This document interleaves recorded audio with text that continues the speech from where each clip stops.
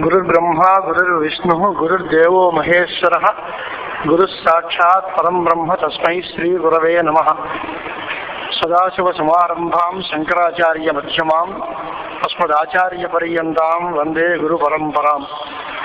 ఓం నమో బ్రహ్మాదిభ్యో బ్రహ్మ విద్యా సంప్రదాయకర్తృభ్యో వంశఋషిభ్యో నమో మహద్భ్యో గురుభ్యః.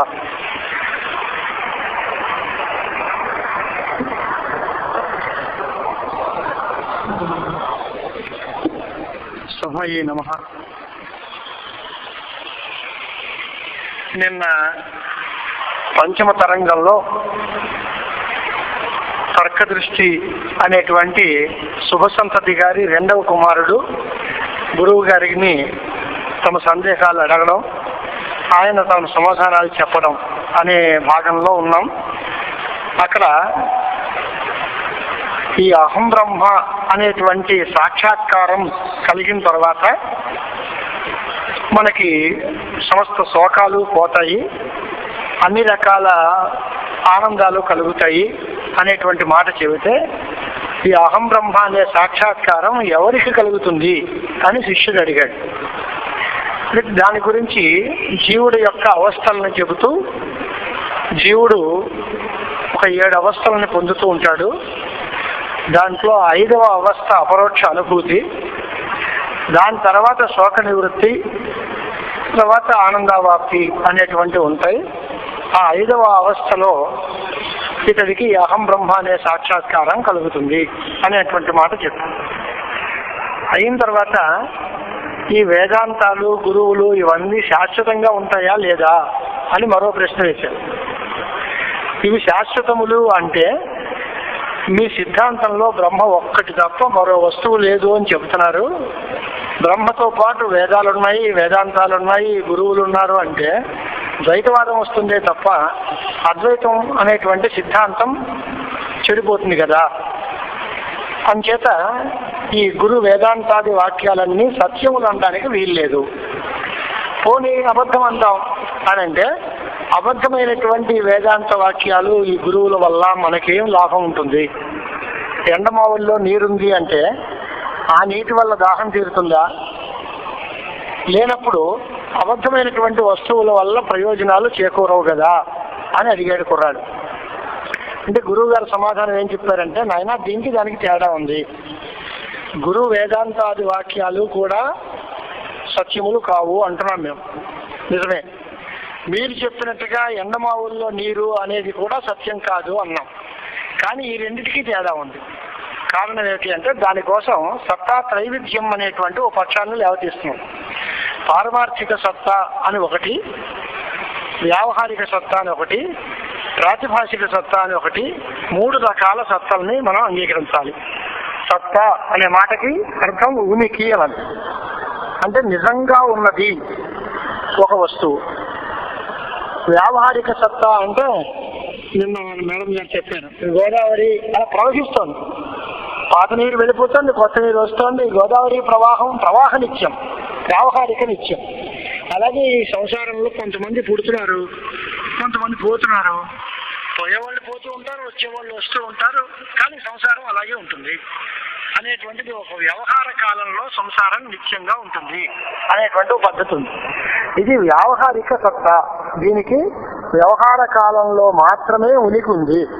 నిజం తెలిసిన తర్వాత ఈ ఉనికి ఉండదు. దీన్ని వ్యావహారిక సత్తా అని అంటాము. ప్రాతిభాషిక సత్తా అని 3వ రకం ఉంది.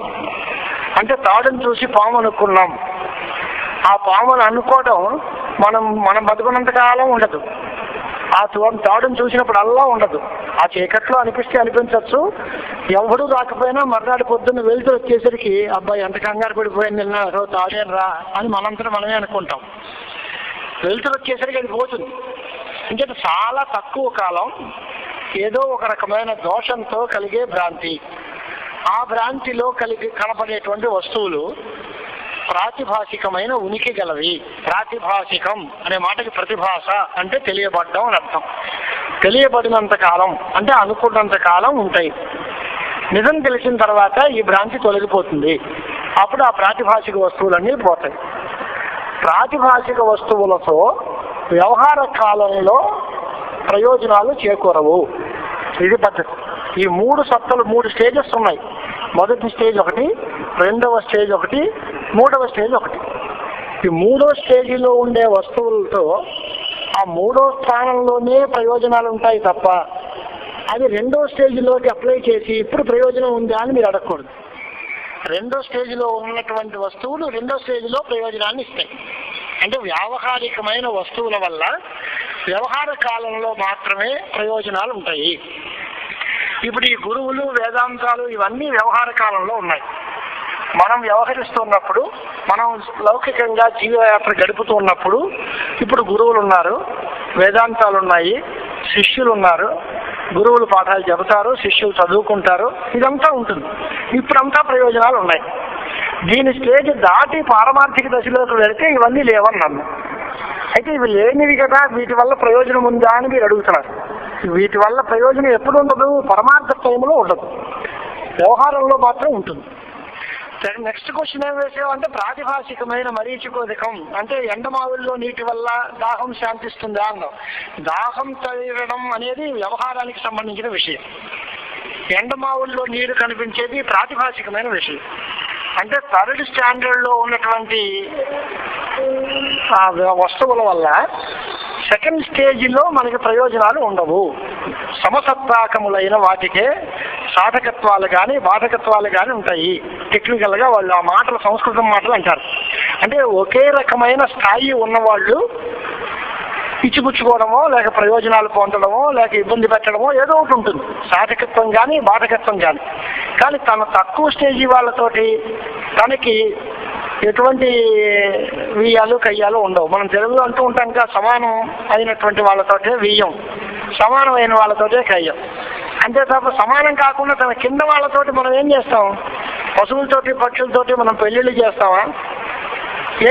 అవి ప్రాణులే కదండి, ఇవి ప్రాణులే కదండి, వాటిల్లోనూ చైతన్యం ఉంది అంటున్నారు కదండి మీరు, మీలోనూ చైతన్యం ఉంది కదండి అంటే అదేంటయా, మనం మనుషులం, అవి పశుపక్ష్యాదులు అంటున్నాం కదా. అలాంటి తేడాయే వ్యావహారిక సత్తకి, పారమార్థిక సత్తకి, ప్రాతిభాషిక సత్తకి కూడా మనం చూసుకోవాలి. అంటే ఏంటండి ఈ మాటలు కొత్తగా చెప్తున్నారు? పారమార్థిక సత్త అంటే ఏమిటి అని అంటే 3 కాలాల్లోనూ ఏది బాధింపబడదో, త్రికాల అబాధ్యమైన వస్తువు, ఎప్పుడూ పోకుండా ఉండేది. ఇది వరకు పోలేదు, ఇప్పుడు పోటలేదు, ఇంకా ఎప్పుడూ కూడా పోదు. అలాంటి త్రికాలముల యందు ఉండేది, ఎప్పుడూ నాశనం లేనటువంటిది, సత్యమైనది, ఎల్లప్పుడూ ఉండేది, అది పారమార్థికం అని పేరు. అది ఒక్క బ్రహ్మ వస్తువు ఒకటే అని మా సిద్ధాంతం. ఇంకా అలాంటి తప్ప 2వ వస్తువులు ఏది కూడా ఎక్కువ కాలం ఉంటే ఉండొచ్చు కానీ ఎల్లప్పుడూ ఉండేవి మాత్రం కావు. అంచేత పారమార్థిక సత్యం ఒక్క బ్రహ్మ వస్తువే.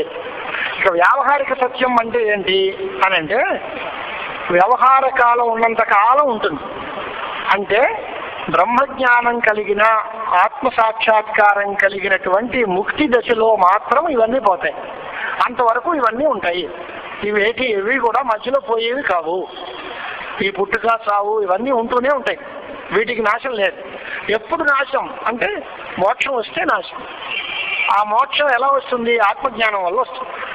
అంతవరకు ఉండేది అంటే బ్రహ్మజ్ఞానము చేత మాత్రమే బాధింపబడి, ఆ బ్రహ్మజ్ఞానం తప్ప మరే వస్తువు వల్ల కూడా నశింపబడకుండా ఉండేటువంటివేవో వాటిని వ్యావహారిక సత్యములు అని అంగీకరించాలి. 3వది ప్రాతిభాషిక సత్యం అంటే ఏంటి అని అంటే ఎక్కడ మనం భ్రాంతి పొందేమో ఆ వస్తువు నిజంగా గుర్తింపబడితే ఈ భ్రాంతి పోతుంది. ఓ తాడును చూసి పాము అనుకున్నాం, తాడు తెరిస్తే ఈ పాము అనే భ్రాంతి పోతుంది, అప్పుడు పాము పోతుంది. అలాగే శుద్ధి రజతం అన్నారు, ముచ్చుపు చెప్పని చూసి వెండి అనుకున్నాం, ముచ్చుపు చిత్త అని తెలిస్తే పోతుంది. ఈ దేహాత్మ ప్రత్యయము అనేది దేహమే ఆత్మ అనేటువంటి భ్రాంతి, నేను దేహం కాదు అనేటువంటి నిజం తెలిసే వరకు అలా ఉంటూనే ఉంటుంది. పోదది రాత్రి పడుకున్నా పొద్దున లేచినా ఎప్పుడు నేననే అంటూ ఉంటాడు తప్ప ఈ దేహాత్మ ప్రత్యయం, దేహాత్మవాదం, భ్రాంతి, నేను అనే శరీరాన్ని చూసి నేను అనుకోవటం, ఇంద్రియాలను చూసి నేను అనుకోవటం, ఇలాంటి భ్రాంతి మాత్రం వ్యవహార కాలంలో జరిగే విషయం కాదు. కాబట్టి ప్రాతిభాషికానికి దీనికి చాలా తేడా ఉంది. ఆయన ప్రాతిభాషికం వల్ల వ్యవహార కాలంలో ఇబ్బందులు ఏమీ లేవు. అది శిష్యుడి ప్రశ్నకి సమాధానం చెప్పాడు. పోనీ బాగానే ఉంది అనుకోండి. ఇప్పుడు సుక్తి రజతం అనేటువంటిది రజత సుక్తి జ్ఞానం కలిగితే పోతుంది అంటున్నారు. అంటే అధిష్టానం తెలిస్తే పోతుంది అంటున్నారు. ఈ వ్యవహార ప్రపంచము అనేటువంటి భ్రాంతి బ్రహ్మజ్ఞానం కలిగే వరకు ఉంటుంది అంటున్నారు. ఏమిటి ఆ డెస్పిరేషన్, ఆ తేడా ఏంటి రెండింటికి? ఈ భ్రాంతి పోయినట్టుగా ఆ భ్రాంతి కూడా మధ్యలో పోవచ్చు కదా. ఆ భ్రాంతి మాత్రం చాలా పుట్టిన దగ్గర నుంచి చచ్చే వరకు ఉంటుందని, మన జీవితం అంతా అలా భ్రాంతిలోనే గడిపేస్తామని మీరు చెబుతున్నారు. దానికి కారణం ఏంటి? సంసార భ్రాంతి బ్రహ్మ సాక్షాత్కారం కలిగే వరకు కొనసాగుతుంది అంటున్నారు. రజ్జు సర్ప భ్రాంతి ఆ క్షణంలో రజ్జు తెరిస్తే పోతుంది. ఇది ఇంత తండ్రాలే ఈ భ్రాంతి పోవడానికి కారణం ఏంటి? అది అంత దీర్ఘరోజంలాగా మన అలా వెంటాడుతూ ఉండడానికి కారణం ఏంటి అని అడిగాడు శిష్యుడు. దానికి గురువు గారి సమాధానం ఏంటంటే, అయినా భ్రాంతుల్లో మేమేం చెప్పలేదు. భ్రాంతి అనేది ఎందుకు కలుగుతుంది అంటే, ఏ వస్తువును చూసి నువ్వు పొరపాటు పడి మరో వస్తువు అనుకుంటున్నావో ఆ అధికరణం అంటే దేన్ని చూసి మీరు భ్రాంతి చెందేవో ఆ వస్తువు యొక్క జ్ఞానం కలగాలి. ఆ వస్తువు యొక్క జ్ఞానం కలిగితే ఆ భ్రాంతి తొలగిపోతుంది. తాడును చూసి పాము అనుకుంటే తాడు తెలిస్తే పాము పోతుంది. సుక్తిని చూసి రజతం అనుకున్నప్పుడు సుక్తిని చూస్తే అది పోతుంది. వచ్చిన వాడు అప్పారావు గారు అంటే నేను సుబ్బారావు గారు అనుకున్నానండి అన్నాడు అనుకోండి, ఈయన అప్పారావే అని తెలిస్తే పోతుంది. ఏ వస్తువును చూసి మీరు భ్రాంతి పడ్డారో ఆ వస్తువు నిజంగా తెలియకపోవడం వల్ల కదా భ్రాంతి వచ్చింది. ఆ వస్తువు నిజం తెలిస్తే భ్రాంతి పోతుంది. ఇది కామన్ ఫార్ములా అన్ని భ్రాంతులకి. ఇప్పుడు సంసార భ్రాంతి ఎలా వచ్చింది? సంసారంలో ఉన్న ఏదో వస్తువుని చూసి ఒకటి అనుకోలే, బ్రహ్మని చూసి బ్రహ్మ తెలియక సంసారం అనే భ్రాంతిలో పడ్డాం. అది ఎప్పుడు పోతుంది అంటే బ్రహ్మ తెలిస్తేనే పోతుంది. ఈ రెండో భ్రాంతి మీరు తాడు తెలియకపోవడం వల్ల వచ్చింది. తాడు తెలిస్తే పోతుంది. అంటే ప్రపంచంలో ఉండేటువంటి ఏదో చిన్న వస్తువును చూసి ఆ వస్తువు తెలియకపోవడం వల్ల పొందిన భ్రాంతులు తాత్కాలికంగా తక్కువ సమయంలోనే పోయేటువంటి అవకాశాలు ఉంటాయి. కానీ బ్రహ్మను చూసి బ్రహ్మను తెలుసుకోకుండా అజ్ఞానవశం చేసి ఈ ప్రపంచము అనేటువంటి భ్రాంతి పొందితే ఆ భ్రాంతి పోవడానికి బ్రహ్మజ్ఞానం ఒకటే కారణం అవుతుంది. అంటే ఎక్కడ భ్రాంతి పొందామో అది తెలియాలి. సంసార భ్రాంతి బ్రహ్మ ఎందుకు పొందాం కాబట్టి బ్రహ్మ తెలిసే వరకు పోదు. తక్కువ వస్తువులు ఆయా వస్తువుల్లో భ్రాంతి చెందుతున్నాం కనుక ఆ వస్తువు తెలిస్తే పోతుంది అని గురువు గారు సమాధానం చెప్పారు. అదే సంసారము బ్రహ్మ యందు కల్పితము అంటున్నారు. అసలు ఈ సంసారం అంతా ఎలా వచ్చింది మాకు చెప్పండి అన్నారు. సంసార ఉత్పత్తి క్రమం చెప్పండి. సంసారం ఎలా వచ్చింది ప్రపంచం అంతా అని అంటే దానికి ఏదో ప్రాసెస్ అంతా చెప్పుకుంటూ వచ్చారనుకోండి చాలా దీనిలో. అయినప్పటికీ మనం పూర్తిగా స్వప్నం ఉంది. స్వప్నం అంటే ఏంటి? కళ వచ్చింది. కళ ఎలా కంటామో ప్రాసెస్ చెప్పండి అన్నారు అనుకోండి. అదే పారాసైకాలజీ వాళ్ళు ఎవరో వాళ్ళందరూ థియరీ చెప్తే చెప్పాలి. కానీ మన అనుభవంలో కళకి క్రమం ఏమిటండి? ఏదో వస్తుంది కళ, దానికే తల తోక ఉంటుందా? ఈ కళ ఇక్కడ స్టార్ట్ అవుతుంది, దీని తర్వాత ఇలా మలుపు తిరుగుతుంది, దాని తర్వాత ఇలా మలుపు తిరుగుతుంది, దీనిలో ఈ పదార్థాలు వరుసగా వస్తాయి అని ఎవరైనా చెప్పగలరా? స్వప్నానికి స్వప్నం కళగండానికి ఫలానా అప్పుడు నీకు కళ వస్తుంది అని కానీ, ఈ కళ ఇంతసేపు ఉంటుంది అని కానీ, ఈ కళలో ఇలాంటి వస్తువులే నువ్వు చూస్తావు అని కానీ ఎవరైనా చెప్పగలరా? దానికి కారణాలు లేవు, క్రమము లేదు. పూర్వానుభూత సంస్కారం చేత మగత నిద్ర పడితే ఒక్కొక్కప్పుడు దోషవశం చేత కళలు వస్తున్నాయి. అది నీ మనస్సు యొక్క ప్రభావం చేత, మనస్సు యొక్క శక్తి వల్ల ఆ కళ ఎంతసేపు ఉంటుంది. ఆ మనస్సు చెదిరిపోతే ఆ కళ పోతుంది.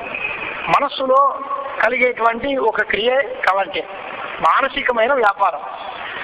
అప్పుడు జ్ఞానేంద్రియాలు పనిచేయవు, మనస్సు మాత్రం పనిచేస్తుంది. ప్రాణం ఉంటుంది, అజ్ఞానం ఉంటుంది, జీవుడు ఉంటాడు కళలో. ఇంద్రియాలు మాత్రం ఏమీ పనిచేయడం మానేస్తాయి. ఆ కళలో అలా కళ కని కాసేపు ఉన్న తర్వాత బాగా నిద్ర వచ్చేసింది అనుకోండి, అప్పుడు ఈ మనస్సు పడుకుంటుంది. మనస్సు పడుకుంటే ఆ కళ పోతుంది. అంచేత మనస్సు పనిచేసినంత కాలం కళ ఉంటుంది. మనస్సు పనిచేయడం మానేస్తే కళ పోతుంది. ఈ కళ ఎప్పుడు వస్తుంది, ఎంతకాలం ఉంటుంది అనే దానికి క్రమం ఏమీ మనం ఏం చెప్పలేకపోతున్నాం. అలాగే ఈ సంసారం నీకు ఎప్పుడు వస్తుంది అంటే అజ్ఞానం ఉంటే వస్తుంది, అజ్ఞానం పోతే పోతుంది. ఈ అజ్ఞానం ఎంతకాలం ఉంటుందండి అంటే వామదేవ మహర్షికి పుడుతూ గర్భంలోనే పోయేది. విదుర ధర్మ వ్యాసాదులకి మధ్యలో పోయింది. ఏ గురువు దగ్గర చదివారు వాళ్ళు ఏ యజ్ఞాలు చేశారు, ఏ యాగాలు చేశారు, ఏ ఒక్కలా బ్రహ్మాంతర సంస్కారం చేత వాళ్ళకి అప్పుడే జ్ఞానం కలిగిపోయింది. కొంతమంది చెట్టు చివరి వరకు చదివినా ఏమీ ప్రయోజనం లేదు. మన అర్జునుడు గారు ఉన్నాడు పాపం, ఎంతసేపు ఆయనతో తిరిగాడు, ఒకే ఆటమాటలతో తిరిగాడు చిన్నప్పుడు, అయినా నాకు భ్రాంతి పోలేదు మొర్రో అన్నాడు. పోలేదు, ఏం చేస్తాం మనం? ఉపదేశం చేశారు పరమాత్మ, అయినా నాకు తెలియలేదన్నాడు. మళ్ళీ చెప్పాడు అనుకీర్తనలో, మళ్ళా చెప్పాడు ఉపదేశం చేసిందంతా మళ్ళీ చెప్పాం. ఇప్పటికి నష్టో మోహ స్మృతిర్లబ్ధ కరిష్యే వచనంతవా. అప్పుడైనా ఆయన అన్న మాట ఏంటి అంటే, నా అజ్ఞానం తొలగింది బావా, నువ్వు చెప్పినట్టు చేస్తానన్నాడు. అంతేకాని నాకు మోక్షం వచ్చింది, నా జ్ఞానం కలిగింది అవలే. నువ్వు చెప్పినట్టుగా చేస్తాను, నా సందేహాలు తొలగిపోయాయి, నువ్వే నాకు దిక్కు, నువ్వేం చెప్తే చేస్తాను, నువ్వు చెప్పింది నిజమని నేను నమ్మాను, నాకున్న డౌట్స్ పోయాయి, అంటే నువ్వు చెప్పిన పని నేను చేస్తాను అన్నాడు. ఇలాంటి భ్రాంతులు ఎన్నైనా కొనసాగచ్చు. ఎంతమందికి నారద మహర్షి అంతటి వాడికి మహాజ్ఞాని కదా, నారదుడు సనత్కుమారుల వారి దగ్గరికి వెళ్ళి, నాకు ఈ శోకం తప్పట్లేదు మామయ్య బాబు, ఏదైనా మార్గం చెప్పండి అని అడిగారు సనత్కుమారుల వారిని. నారదుడికే సందేహాలు వస్తే, నారదుడికే ఇంకా అజ్ఞానం కొనసాగితే మన బతికేంత, మనం ఎక్కడున్నాం ఆయన స్థాయిలో. సంత్వా భగవాన్ శోకస్య పరంపారంతారయతు అని అడిగాడు. ఈ శోకం యొక్క అవతల ఒడ్డుకి బారేను నన్ను అని సనత్కుమారం పక్కన వచ్చాను, సనత్కుమారుల వారిని అడిగారు. అంటే ఆయన అప్పుడు జ్ఞానోపదేశం చేసింది. ఇలాగా మహానుభావులైనటువంటి వారికి కూడా ఈ అజ్ఞాన లేశం కొనసాగుతూ ఉంటుంది. వేదవ్యాసులంతటి వారికి పుత్ర వ్యామోహం బాధించింది అని. వేదవ్యాసుల ముందు మనం ఎక్కడ అసలు మినుగురు పురుగుల్లాగా ఉంటామో మనం, అది ఎక్కడ మహాతేజస్సు, ఆర్ష ధర్మానికి వేదశాస్త్ర వాంగ్మయానికి మూలకండం కదా. అలాంటి ఆయనకి పుత్ర వ్యామోహం తప్పలేదు అంటే మనకి ఎక్కడ ఉన్నాం మనం? అంచేత ఎంతవరకు ఈ అజ్ఞానం ఉంటుంది అనే ప్రశ్నకి సమాధానం మనకు లేదండి. వారి పూర్వపుణ్యం చేత జ్ఞానం చేత అజ్ఞానం తొలగాలి. అది ఎప్పుడు కలుగుతుంది ఏమో. మనుష్యానాం సహస్రేషు కశ్చిత్ యతతి సిద్ధయే యతతామిత సిద్ధానాం కశ్చిత్ మాం వేత్తి తత్వతః. ప్రయత్నం చేయండి. ఎప్పుడో ఎన్ని వేల మందిలో ఎన్ని లక్షల మందిలో ఎవడో వస్తాడు. ఆ వచ్చిన వాళ్ళు అంతమందిలోనూ అందరూ యథార్థం అయిపోతారా అంటే నమ్మకం లేదు. వాటిల్లో కూడా ఎవడో ఒకడు కృతార్థులు అవుతాడు. అన్నంత మాత్రాన శాస్త్రం అబద్ధం కాదు. ఎప్పటికీ ఇంకా ముక్తి లేదు అనే మాట లేదు. ఏ క్షణంలోనైనా రావచ్చు. ఇది మనకి అసాధ్యము అని చేతులు ముడిచి కూర్చోవలసిన పని లేదు. మన ప్రయత్నం మనం చేయాలి. మన సాధన మనం చేస్తూ ఉంటే భగవత్ కృప వల్ల ఏ క్షణంలోనైనా ఆ ఫ్లాష్ వెలగచ్చు. అప్పుడు మనం ఇప్పుడు బతికుండగా ఇప్పుడే ముక్తులైపోవచ్చు. ఇహైవ అమృతత్వం ఏంటి అని ఇప్పుడే ఈ క్షణంలో మనతో మాట్లాడుతూనే ఉన్నాడండి, హరి ఉన్నాడండి అంటాం. మాట్లాడుతున్న మనిషి ఎగిరిపోట్లే, ఇంతసేపు మాట్లాడుతూనే ఉన్నాడండి, కళ్ళు మూసి లోపుగా చచ్చిపోయాడండి అంటామే. అలాగే సాగు వచ్చినట్టుగా ఆత్మజ్ఞానం కూడా అంత వెంటనే కలగచ్చు. నేను సర్వం వదిలేసి పోతున్నానంటే వెంటనే. అంతకు ముందు ఏమైందయా? ఏమీ లేదు. మనకి ఎన్ని చరిత్రలు చూసాం. గౌతమ బుద్ధుడికి జ్ఞానోదయం ఎలా కలిగింది? ఏదో శవాన్ని చూస్తే ఈయనకి జ్ఞానం ఎందుకు రావాలి? లేదా ఎవరికైనా ఏదైనా బాధ కలుగుతూ ఉంటే అయ్యో అని అనిపించి వెంటనే జీవితం మీద వైరాగ్యం కలగవలసినంత అవసరం ఏముంది అని అంటే అది ఎప్పుడవుతుంది అనేది మనకు తెలియదు. కానీ అటువంటి అవసరం మాత్రం సాధనలో ఉంది. తప్పనిసరిగా సాధన చేసుకోవాలి. అలాగే స్వప్నము ఎలా అయితే క్రమం లేకుండా పుట్టిందో అలాగే ఈ జగత్తు కూడా క్రమం లేకుండానే పుడుతుంది. దానికోసం స్వప్న దృష్టాంతం వల్ల జగదుత్పత్తి చెప్పారు. జగత్తు పుట్టే పద్ధతుల్లో చాలా రకాలైనటువంటి క్రమాలు ఉన్నాయి. ముందు అసత్తుగా ఉంది, అంతా బాగా దట్టమైన చీకట్లాగా ఉంది, దాంట్లోంచి ఓ వస్తువు పుట్టింది అనేటువంటిది ఓ పద్ధతి. గూఢమైన తపస్సు, బాగా దట్టమైన చీకటి అని ఒక పక్షి. కాదు, అలా కాదు, మొట్టమొదట్లో ఆత్మ ఉంది, ఆత్మలోంచి ఆకాశం వచ్చింది, ఆకాశంలోంచి వాయువు వచ్చింది, వాయువులోంచి అగ్ని వచ్చింది, అగ్నిలోంచి నీళ్లు పుట్టాయి, నీళ్లలోంచి భూమి తయారైంది, ఆ భూమిలోంచి ఓషధులు వచ్చాయి, ఆ ఓషధులు పంట పండితే అన్నం తింటే స్త్రీ పురుష సమాగమం వల్ల మళ్ళీ ప్రజలు పుడుతున్నారు, సంతానం పుట్టింది. ఇది సృష్టి ప్రక్రియ అనేటువంటి ఓ పద్ధతి చెప్పారు. మరో చోట ఈ ఆకాశం వాయువు అనే మాట వదిలేసి తేజో సృజత, తేజస్సు ప్రధానంగా మొదట్లో ఉంది, తేజస్సులోంచి నీళ్లు, తర్వాత భూమి. అది తేజ ఆది సృష్టి అంటారు. తేజస్సు దగ్గర నుంచే సృష్టి జరిగింది, ఆకాశం నుంచి సృష్టి జరిగింది. కొంతమంది పరమాణువుల వల్ల సృష్టి జరిగింది అంటున్నారు, కొంతమంది స్వభావం వల్ల జరిగింది అన్నారు, సాంఖ్యులు ప్రధానం వల్ల జరిగింది అన్నారు. ఎన్నెన్ని రకాలు సృష్టి ప్రక్రియల్లో ఎన్నో మతభేదాలు ఉన్నాయి, ఎన్నో దర్శనాలు, రకరకాలైనటువంటి సిద్ధాంతాలు చెప్పాయి. మీరింటికి ఏమి సిద్ధాంతం అండి? బ్రహ్మ కారణవాదం అయ్యా మాది, బ్రహ్మే కారణం. అయితే బ్రహ్మ కారణం అంటే ఏంటి? బ్రహ్మ ఈ సృష్టి చేసిందా? ఆయన ఏమీ చేయడు, ఆయనలోంచి ఏమీ కొట్టదు. ఆ బ్రహ్మకి పక్కన మాయ అనేది ఉంటే ఆ మాయా సంబంధం వల్ల బ్రహ్మలోంచి జగత్తు పుడుతుంది. ఈ పుట్టేటప్పుడు మొదటి పుట్టింది ఏది అంటే ఆకాశం, తర్వాత వాయువు, తర్వాత అగ్ని, తర్వాత నీరు, తర్వాత భూమి. దీనికి దానికి పరస్పర విరోధాలు ఉన్నాయా అని అడిగితే విరోధాలు ఏమీ లేవండి, మాకు ఉన్నట్టు కనిపిస్తున్నాయి కదా, ఉన్నా ప్రమాదం లేదు అని పై పొగరమూత అంటారు. సృష్టి ప్రక్రియల్లో తేడాలు ఉన్నా మాకేమీ ఇబ్బంది లేదు. ఉపనిషత్తుల్లో ఉండే సృష్టి వేరు, పురాణాల్లో చెప్పిన సృష్టి వేరు, సాంఖ్య సమ్మతమైన సృష్టి వేరు, ఔపనిషదమైనటువంటి సృష్టి వేరు. ఈ రకంగా సృష్టి ప్రక్రియల్లో భేదం ఉంటే ఎందుకు వచ్చింది ఇది అని అంటే సృష్టి వాస్తవం కాదు అని చెప్పడానికి ఇన్ని రకాలు చెప్పారండి. ఇన్ని రకాల ఆన్సర్లు చెబితే అది నిజం కాదు అని తేలిపోయింది అనమాట. ఇంట్రాగేట్ చేస్తూ ఉంటే ఒక మనిషిని పొద్దున్న మాట, మధ్యాహ్నం మాట, రాత్రి మాట చెబితే వాడు అబద్ధం చెబుతున్నాడు అనే విషయం తేలిపోయినట్టే కదా. ఎప్పుడు చెప్పినా ఒకే ఆన్సర్ చెబితే అది కరెక్ట్.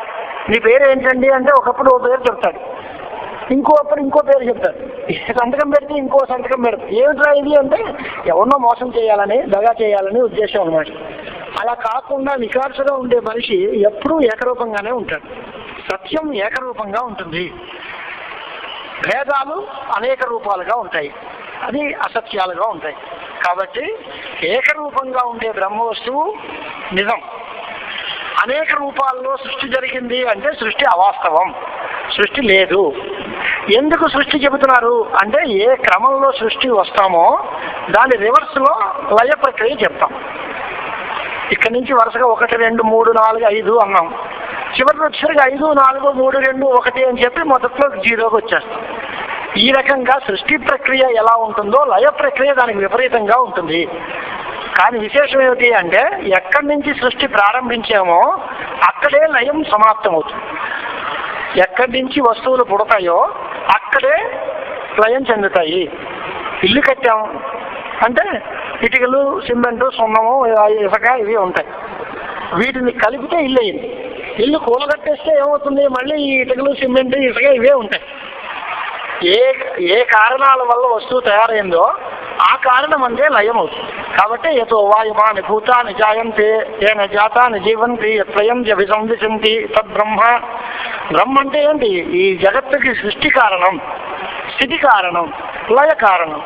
ఎవరిచే జనించు జగం ఎవరి లోపల నుండి లేనమయ్యని మనకి పద్యాలు మామూలుగా తెలిసినవే. అంచేత సృష్టి ఎక్కడ జరిగిందో లయం అక్కడే జరుగుతుంది. సృష్టికి కారణం ఏదో లయానికి ఆధారం కూడా అదే. కానీ బ్రహ్మ వస్తువు అంటే ఏంటి? సర్వ ప్రపంచములకు, సర్వభూతములకు, సృష్టికి, స్థితికి, లయానికి కారణమైనదేదో అదే బ్రహ్మము.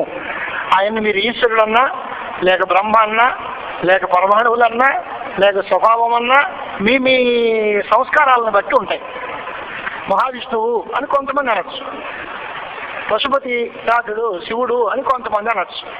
కాదు కుమారస్వామి అని ఇంకోళ్ళు అంటారు, గణపతి అని మరో అంటారు, అమ్మవారని ఇంకోళ్ళు అంటారు. ఎవరు మీ ఇష్టం, ఏ పేరు పెట్టుకోండి. ఏ పేరు పెట్టినా మాకేం అభ్యంతరంలా. దాంట్లో నామరూప విమోకం అంతా కూడా మన ఇష్టం. ఆ విభాగాలన్నీ మన కల్పితాలు. కానీ ఉన్న వస్తువు ఏదో ఉంది, అతీంద్రియమైన శక్తి, దానిలోంచి ఈ జగత్తంతా పుట్టింది అనే దగ్గర మాత్రం ఏమీ తేడా లేదు. కాబట్టి అజ్ఞానము కూడా ఉన్నప్పుడే బ్రహ్మ అజ్ఞానము కలిస్తేనే ఈ జగత్తంతా తయారైంది. సరే, బ్రహ్మ అజ్ఞానము కలిస్తే జగత్తు తయారైంది, బాగానే ఉంది. అవిద్య, అజ్ఞానము, మాయ, ఈ 3 మాటలు చెబుతున్నారు కదా, వీటి యొక్క స్వరూపం ఏమిటో మాకు చెప్పండి అని అంటే మాయను గురించి చెప్పేటప్పుడు ముందు ఈశ్వరుడు గురించి చెప్పి తర్వాత మాయను గురించి చెప్పాలి అని ఈశ్వర స్వరూపం చూపిస్తున్నారు ఆయన ప్రసంగం వల్ల. మాయాధిష్టాన చైతన్యానికి ఈశ్వరుడు అని పేరు. మనం నిన్న అనుకుంది జీవుల్లో 2 అంశాలు ఉంటాయి అనుకున్నాం. ఏవేటవి అనంటే బుద్ధి అధిష్టాన చైతన్యము, చిదాభాసము. బుద్ధికి అధిష్టానమైన చైతన్యం ఒకటి ఉంది. అంటే ఆ చైతన్యం బుద్ధి యందు ప్రతిబింబించింది. ఆ చైతన్యం ఒకటి, చైతన్య ఆభాసం ఒకటి. ఈ 2 ఉన్నాయి. దానికి కూటస్థం అని పేరు పెట్టాం, రెండోది చైతన్యము అని పేరు పెట్టి. ఇక జీవుడు అదండి. ఒక అంశలో, కూటస్థాంశలో వాడికి ఎటువంటి పనులు చేయడం కానీ ఫలితాలు అనుభవించడం కానీ ఉండవు. చిదాభాషకు మాత్రం అన్నీ ఉంటాయి అని చూపించి. అలాగే ఈశ్వరుడిలో కూడా శుద్ధ సత్వగుణ సహితమైన మాయ, నిన్న అనుకున్నాం మనం. మలిన సత్వ ప్రధానమైన మాయ ఒకటి, శుద్ధ సత్వ ప్రధానమైన మాయ ఒకటి. అంటే ఏమిటి అంటే రజోగుణం, తమో గుణం వాటితో కలిసి ఉన్నటువంటి సత్వగుణం అంటే అది మలిన సత్వం అంటారు. అలా కాకుండా రజోగుణం కానీ తమో గుణం కానీ ఏమీ సంబంధం లేకుండా పూర్తి తెల్లగా క్రిస్టల్ క్లీన్ అంటామే మనం, అలాగా పూర్తిగా అంతా సత్వగుణమే ఉంటే దానికి శుద్ధ సత్వ ప్రధానము అంటారు. అలాంటి శుద్ధ సత్వ ప్రధానమైనటువంటి మాయకి అధిష్టానమైన చైతన్యము, మాయలో ప్రతిఫలించిన చిదాభాసుడు, ఈ 3 కలిసి ఈశ్వరుడు అనే పేరుతో పిలువబడుతున్నాడు. దీంట్లో కూడా ఈ ఈశ్వరుడు సర్వజ్ఞుడు. ఈ ఈశ్వరుడి దిల్లీలో మాయ ఉంది కనుక ఈ మాయా ప్రభావం చేత జగత్తంతా తయారవుతుంది. దాంట్లో శుద్ధమైన చైతన్యం ఉంది. ఆ చైతన్యం ఏమీ కారణం కాదు, దేన్ని పని పుట్టించదు, దేనికి ఏమీ రకమైనటువంటి ఉపకారం అపకారం ఏమీ చేయదు. మరి చిదాభాసం ఉన్నాడు కదా, వాడేం చేస్తాడు అంటే వాడు కర్మ ఫలప్రదాత, మనందరికీ ఇస్తూ ఉంటాడు. ఈ మాయా సంపర్కం వల్ల జగత్తంతా సృష్టి చేయబడుతూ ఉంటుంది. లోకంలో ఓ వస్తువు పుట్టడానికి కారణాలు ఉంటాయి. ఓ కొండ పుట్టింది అంటే ఓ కుమ్మరి కారణం, మట్టి కారణం అంటారు. అయితే మట్టి ఎలాంటి కారణం, కుమ్మరి ఎలాంటి కారణం అంటే మట్టి సమవాయి కారణము లేదా ఉపాదాన కారణము అని పిలుస్తాం. కర్తని నిమిత్త కారణము అంటారు. అలాగే బట్టలు వేసేటప్పుడు దారాలు సమవాయి కారణం, దాన్ని తయారు చేసి నేతగాడు నిమిత్త కారణం. అంటే పని చేసే కర్త వేరు, ఆ పని యొక్క ముడి సరుకు వేరు. ఏ ముడి సరుకుతో ఈ వస్తువు తయారైందో అది సమవాయి కారణం అంటారు. ఆ వస్తువు ఉన్నంతకాలం ఇది కొనసాగుతూ ఉంటుంది. నిమిత్త కారణం అంటే అది వాళ్ళు లేకపోయినా తయారు చేసి వదిలేస్తే వీడు లేకపోయినా కార్యం అలా నడుస్తూనే ఉంటుంది. బట్ట వేసినటువంటి నేతగాడు చచ్చిపోయినా బట్ట పోతుందని నమ్మకం లేదు. బట్ట ఉన్నంతకాలం బట్ట ఎక్కడికి వెళ్తే అక్కడికి వెళ్ళా వీడు రావాల్సి వస్తుంది అనే మాట లేదు. అలాగే కుండను తయారు చేసినటువంటి కొమ్మరి ఈ కుండ ఎక్కడికి వెళ్తే అక్కడికి వెళ్ళాలి, వాడు కూడా ఉండాల్సిన పని లేదు. కానీ కుండ ఉన్నప్పుడల్లా మట్టి తప్పదు.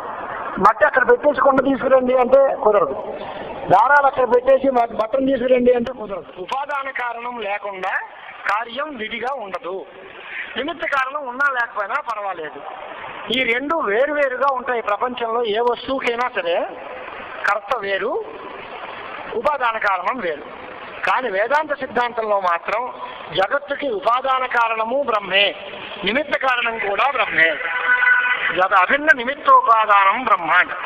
బ్రహ్మలోంచి ఈ జగత్తు బ్రహ్మ చేత తయారు చేయబడింది. ఎక్కడ పుట్టింది? బ్రహ్మలో పుట్టింది. ఎవరు చేశారు? బ్రహ్మే చేశారు. బ్రహ్మ అంటే మాయా సంపర్కమైనటువంటి చైతన్యం. అలాంటి అభిన్న నిమిత్తోపాదానం బ్రహ్మ అనేటువంటి వ్యవహారం దీనిలో చెబుతూ ఉంటాం. ఆ కారణమైనటువంటి వాడికి ఆ చైతన్యము అని కాకుండా ఈశ్వరుడు అని పేరు పెట్టాలి. అంటే మొత్తం మీద ఏం తెలియదనమాట, చైతన్యము అనే ఒక వస్తువు, అది మనకి తెలిసే భాషలో చెప్పాలంటే ప్యూర్ గోల్డ్ అనమాట, మేలిం బంగారం లాంటి వస్తువు. తయారు చేసేటప్పుడు దాంట్లో చిన్న రాగో వెండో ఏదో కలిపి ఒక స్వర్ణకారుడు వస్తువుగా తయారు చేస్తాడు. అలాగా ఈ చైతన్యము మాయ అనే దాంట్లో కలిసి ఈ జగత్తుకి కారణం అవుతోంది. మళ్ళీ ఈ కారణానికి కర్త ఎవరు అంటే బ్రహ్మే, ఈశ్వరుడే. ఆ మాయతో కూడిన చైతన్యానికి ఈశ్వరుడు అని పేరు. కాబట్టి ఈశ్వరుడు ఈ జగన్నియంత, ఈ జగత్తుకంతటికి కారణం అయ్యాడు. ఆయనే ఉత్పాదన కారణం కూడా అయ్యాడు, ఆయనే నిమిత్త కారణం కూడా అయ్యాడు అనేటువంటి వ్యవహారం చెప్తారు.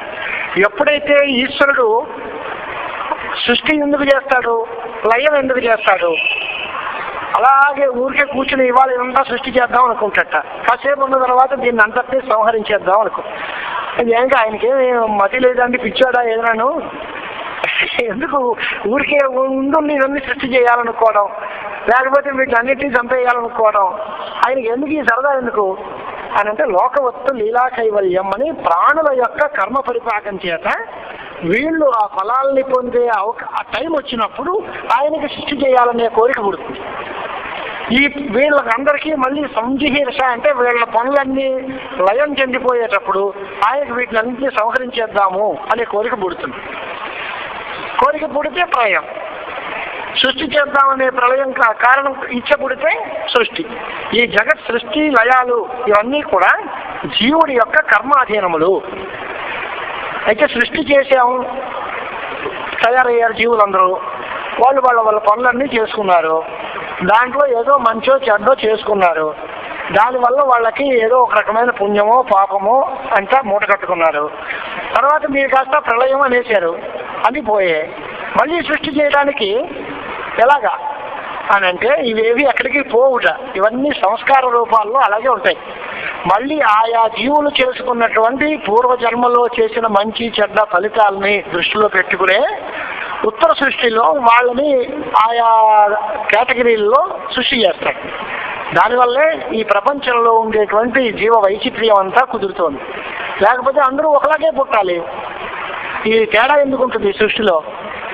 కాబట్టి సృష్టిలో ఉన్న తేడాన్ని బట్టి దానికి కారణం ఏదో తేడాగా ఉంది అనుకోవాలి. బాగా కొంచెం మంచి హై స్టాండర్డ్ లో ఉన్నటువంటి వాళ్ళు, బాగా సాగుబాటు ఉన్న వాళ్ళు, అందగాళ్ళు, డబ్బున్న వాళ్ళు, చదువుకున్న వాళ్ళు, మంచి ఆరోగ్యవంతులు ఒక కేడర్. లేదు దరిద్రులు, అనాకారులు, రోగగ్రస్తులు, ఇవన్నీ చూస్తున్నాం మనం. ఈ తేడా ఎందుకు వచ్చింది అని అంటే వాళ్ళ ప్రారంభమే, వాళ్ళ కర్మాధీనమే ఇది. మరి ఎందుకు ఈశ్వరుడు ఎందుకు అంటే ఈశ్వరుడు ఎవరు చేసుకున్న పనికి తగిన ఫలితాన్ని వాళ్ళకి ఇవ్వడం కోసం ఆయన కేవలం ఒక కస్టోడియన్ గా ఉంటాడు, అంతే తప్ప ఆయనకి స్వతంత్రమైన శక్తి ఏమీ లేదు. ఒకరి మీద అనురాగం కానీ, ఒకరి మీద పక్షపాతం కానీ, ఒకరి మీద ద్వేషం కానీ ఎటువంటివి ఈశ్వరుడికి లేదు. కర్మాధీనంగానే వీళ్ళు ఈ పుణ్యపాపాలను అనుసరించి మంచి జన్మో చెడ్డ జన్మో వీళ్ళు పొందుతున్నారు. వైషమ్య నైర్ఘ్యాలు ఈశ్వరుడికి ఒప్పుకోము. అలాంటప్పుడు ఈ ఈశ్వరుడు ఎందుకయ్యా ఉండే మాట వృధా కంటే గడుగు అన్నాడు. ఎందుకు ఇది మెడలో కొంతమందికి ఈ కాయ వల్ల ఏంటి ప్రయోజనం? తెలుగులో అజాగల స్థలం అని అంటూ ఉంటారు మాట, సంస్కృతంలో వేళాకోళంగా. అంటే మేకకి ఇక్కడ వేలాడుతూ ఉంటాయి, అవి పొదుగులాగా ఉంటాయి, పాలు ఇస్తాయి తగ్గమా ఆవులకి వాటికి. ఈ మేకకి మెడలో వేలాడేటువంటి వీటి వల్ల ఏం ప్రయోజనం? ఎందుకు ఇవి అని అంటే మన చేతిలో లేదయ్యా, వాళ్ళ కర్మఫల ప్రదాత కనుక ఈశ్వరుడు ఉన్నాడు. జీవుడి యొక్క భోగాలని బట్టి జీవుడికి ఎప్పుడు ఈ రకమైనటువంటి ఫలితాలు ఇవ్వాలో తెలుసుకుని ఆ టైంలో ఆ ఫలితాలు ఇవ్వడం కోసమే ఈశ్వరుడిని అంగీకరించాం మనం. జీవులు చేసిన పనులే ఫలితాలు ఇస్తాయి అంటే ఒకప్పుడు దానికి అనుగుణమైన ఫలితాలు దొరకట్లేదు. వీళ్ళు చేసే ప్రయత్నం ఒకప్పుడు ఫలితం ఇవ్వట్లేదు, ఒకప్పుడు ఏ రకమైన ప్రయత్నం చెయ్యని వాడికి కూడా అకారణంగా ఫలితం వచ్చేస్తుంది. దానికి కారణం ఏమిటి అంటే ఈశ్వరుడు వెనకాల ఉండేటువంటి బ్లాక్ ఓవర్ చూసి దాన్ని బట్టి కొన్ని ఫలితాలు కొంతమందికి ఇస్తూ ఉంటాడు. కొంతమందికి ఇప్పుడు చేసిన దీనికి నెగిటివ్ రిజల్ట్ ఉండడం వల్ల ఈ అకౌంట్ ఏమీ సెటిల్ అవ్వదు. వాడంతా సంపాదిస్తాడు, కంచంలో పెట్టుకుని తిందాం అనుకునే వాడికి ఏదో ఫోన్ వస్తుంది, లేచిపోతాడు, అన్నం తిందాం. ఇంకోటి ఏమీ చేయదు, ఆ టైంకి వచ్చి శుభ్రంగా తినేసి వెళ్ళిపోతాడు. అదేంటండి వీడి ఆస్తి ఏంటి, వాడి తినేది ఏమిటి, వీడికి తినే యోగం లేదండి, వాడి కర్మ అంతేనండి అంటాం. అంతే, ఇంక మన సమాధానం ఏం లేదు. కర్మ సిద్ధాంతమే తప్ప వేరే సమాధానం లేదు. కాబట్టి ఈ సృష్టిలో పరమేశ్వరుడి పాత్ర చాలా గొప్ప పాత్ర. ఆ పరమేశ్వర అంశము అనేటువంటిది మాయతో కూడి ఉంది. పరమేశ్వరుడు అనేటువంటి వాడిని ఒకరిని చూపిస్తేనే ఆ మాయ అనేది తెలుస్తుంది, లేకపోతే తెలియదు. మనం జీవులు అనేసరికి జీవుడి యొక్క అజ్ఞానం బయటపడుతుంది. అజ్ఞానంతో కలిసిన చైతన్యం జీవుడు, మాయతో కలిసిన చైతన్యం ఈశ్వరుడు. ఇప్పుడు ఈ మాయ ఎలాగా సృష్టి చేస్తోంది అని అంటే చాలా ప్రధానంగా అంతఃకరణం అనేటువంటిది ఒకటి ఉంటుంది. ఈ ప్రపంచంలో ఉండేటువంటి అన్ని పనులకి మన మనస్సే ప్రధాన కారణం. మన ఏవో మనుష్యానాం కారణం బంధమోక్షయో. ప్రాణము అనేటువంటిది ఒకటి, మనస్సు అనేది ఒకటి. ఈ సృష్టిలో చాలా గొప్ప వస్తువులు. మనస్సు అనేటువంటిది ఏంటి అంటే జ్ఞానశక్తి ప్రధానమైన ఒక పని. ప్రాణము అనేది క్రియాశక్తి ప్రధానమైనది. ఈ రెండు, ప్రాణము ఒకటి, మనస్సు ఒకటి. మనస్సులో మళ్ళీ 4 రకాలుగా ఉంటాయి. జ్ఞానోత్పత్తిలో దాన్ని మనస్సు, బుద్ధి, చిత్తం, అహంకారం అని 4 పేర్లతో పిలుస్తూ ఉంటారు. దాంట్లో మనస్సులో సంశయము, నిశ్చయము, గర్వము, అహంకారము అనే 4 అంశాలు చోటు చేసుకుంటే ఆ మనస్సుకే ఈ 4 రకాల పేర్లు ఉంటాయి. దీనితోటే వ్యవహారం అంతా సాగుతూ ఉంటుంది. ఈ మనస్సు అనేటువంటిది లయం చెందిపోతే వాడు ముక్తి గ్రహించవచ్చు. మనోలయము అనేటువంటిది ప్రధానం. యోగాభ్యాసంలో దీని గురించే మనం అంతా అష్టాంగ యోగం చేసి మనస్సును నిరోధించి మనస్సుని కంట్రోల్లో పెట్టుకుని మనస్సులో ఎటువంటి ఆలోచనలు లేకుండా వృత్తి నిరోధం చేసి సమాధిని పొందించిన మనస్సు అయితే దానిలో బ్రహ్మ సాక్షాత్కారం కలిగిపోతుంది అనేటువంటి సంప్రదాయాలు మనకి యోగశాస్త్ర మర్యాదల్లో తెలుస్తూ ఉంటాయి. దానికోసం అష్టాంగ యోగాలు అన్నింటినీ కూడా మనం చదువుకుంటూ ఉంటాం. ఇలాగే ఈ అంతఃకరణం, దానికి పేరుకే మంచి అర్థం ఉంది. అంతః అంటే లోపల ఉండి, కరణం అంటే సాధనం. అంటే శరీరం లోపల ఉంటూ జ్ఞానాన్ని కలగజేసే సాధనానికి అంతఃకరణం అని పేరు. ఆ అంతఃకరణంలో జ్ఞానం పుడుతుంది, దానికి వృత్తి అని పేరు. అదే సంకల్ప వికల్పాత్మకాలం, కోరికలు, ఆలోచనలు, నిశ్చయాలు ఇవన్నీ కలుగుతూ ఉంటాయి. తర్వాత ప్రాణము అనేటువంటిది మరొకటి, క్రియాశక్తి ప్రధానంగా దానిలో వస్తుంది. ఇది మాయలో సత్వరజస్తమో గుణాత్మకమైన మాయ. దాంట్లో సత్వగుణం తాలూకు ఛాయ అంతఃకరణం. అంటే జ్ఞానం పుడుతుంది కనుక సత్వాత్ సంజాయతే జ్ఞానం అని. జ్ఞానాన్ని కలగజేసేటువంటి చోటుల్లో సత్వగుణం ఉంటుంది. ప్రాణము అనేది ఎప్పుడు తిరిగాడే స్వభావం గలది కనుక ప్రవృత్తిశీలంగా ఉంటుంది, రజోగుణ ప్రధానంగా ఉంటుంది. రజోగుణమైనటువంటి అంశం చేత ప్రాణం పుట్టింది. అది 5 రకాలుగా ఉంది. ప్రాణ, అపాన, వ్యాన, ఉదాన సమానములు అందరికీ తెలిసిన అపరం. వాటికి ఆ పేర్లు ఎందుకున్నాయి, అవి చేసే పనులేంటి అనేది కూడా వేదాంతం నిర్వచిస్తూ ఉంటుంది. హృదయం స్థానంగా పెట్టుకున్నటువంటిది వాయువు. ఒకే వాయువుయే ప్రాణమని పేరు. ఆ వాయువే హృదయం దగ్గర ఉండి ఆకలి తప్పుల్ని కలగజేస్తే దానికి ప్రాణవాయువు అని పేరు. పురీషనాళం దగ్గర ఉంటూ మూత్ర పురీషాలు కిందకి పంపించేటువంటి స్థానం ఉంటే దానికి అపానము అని పేరు.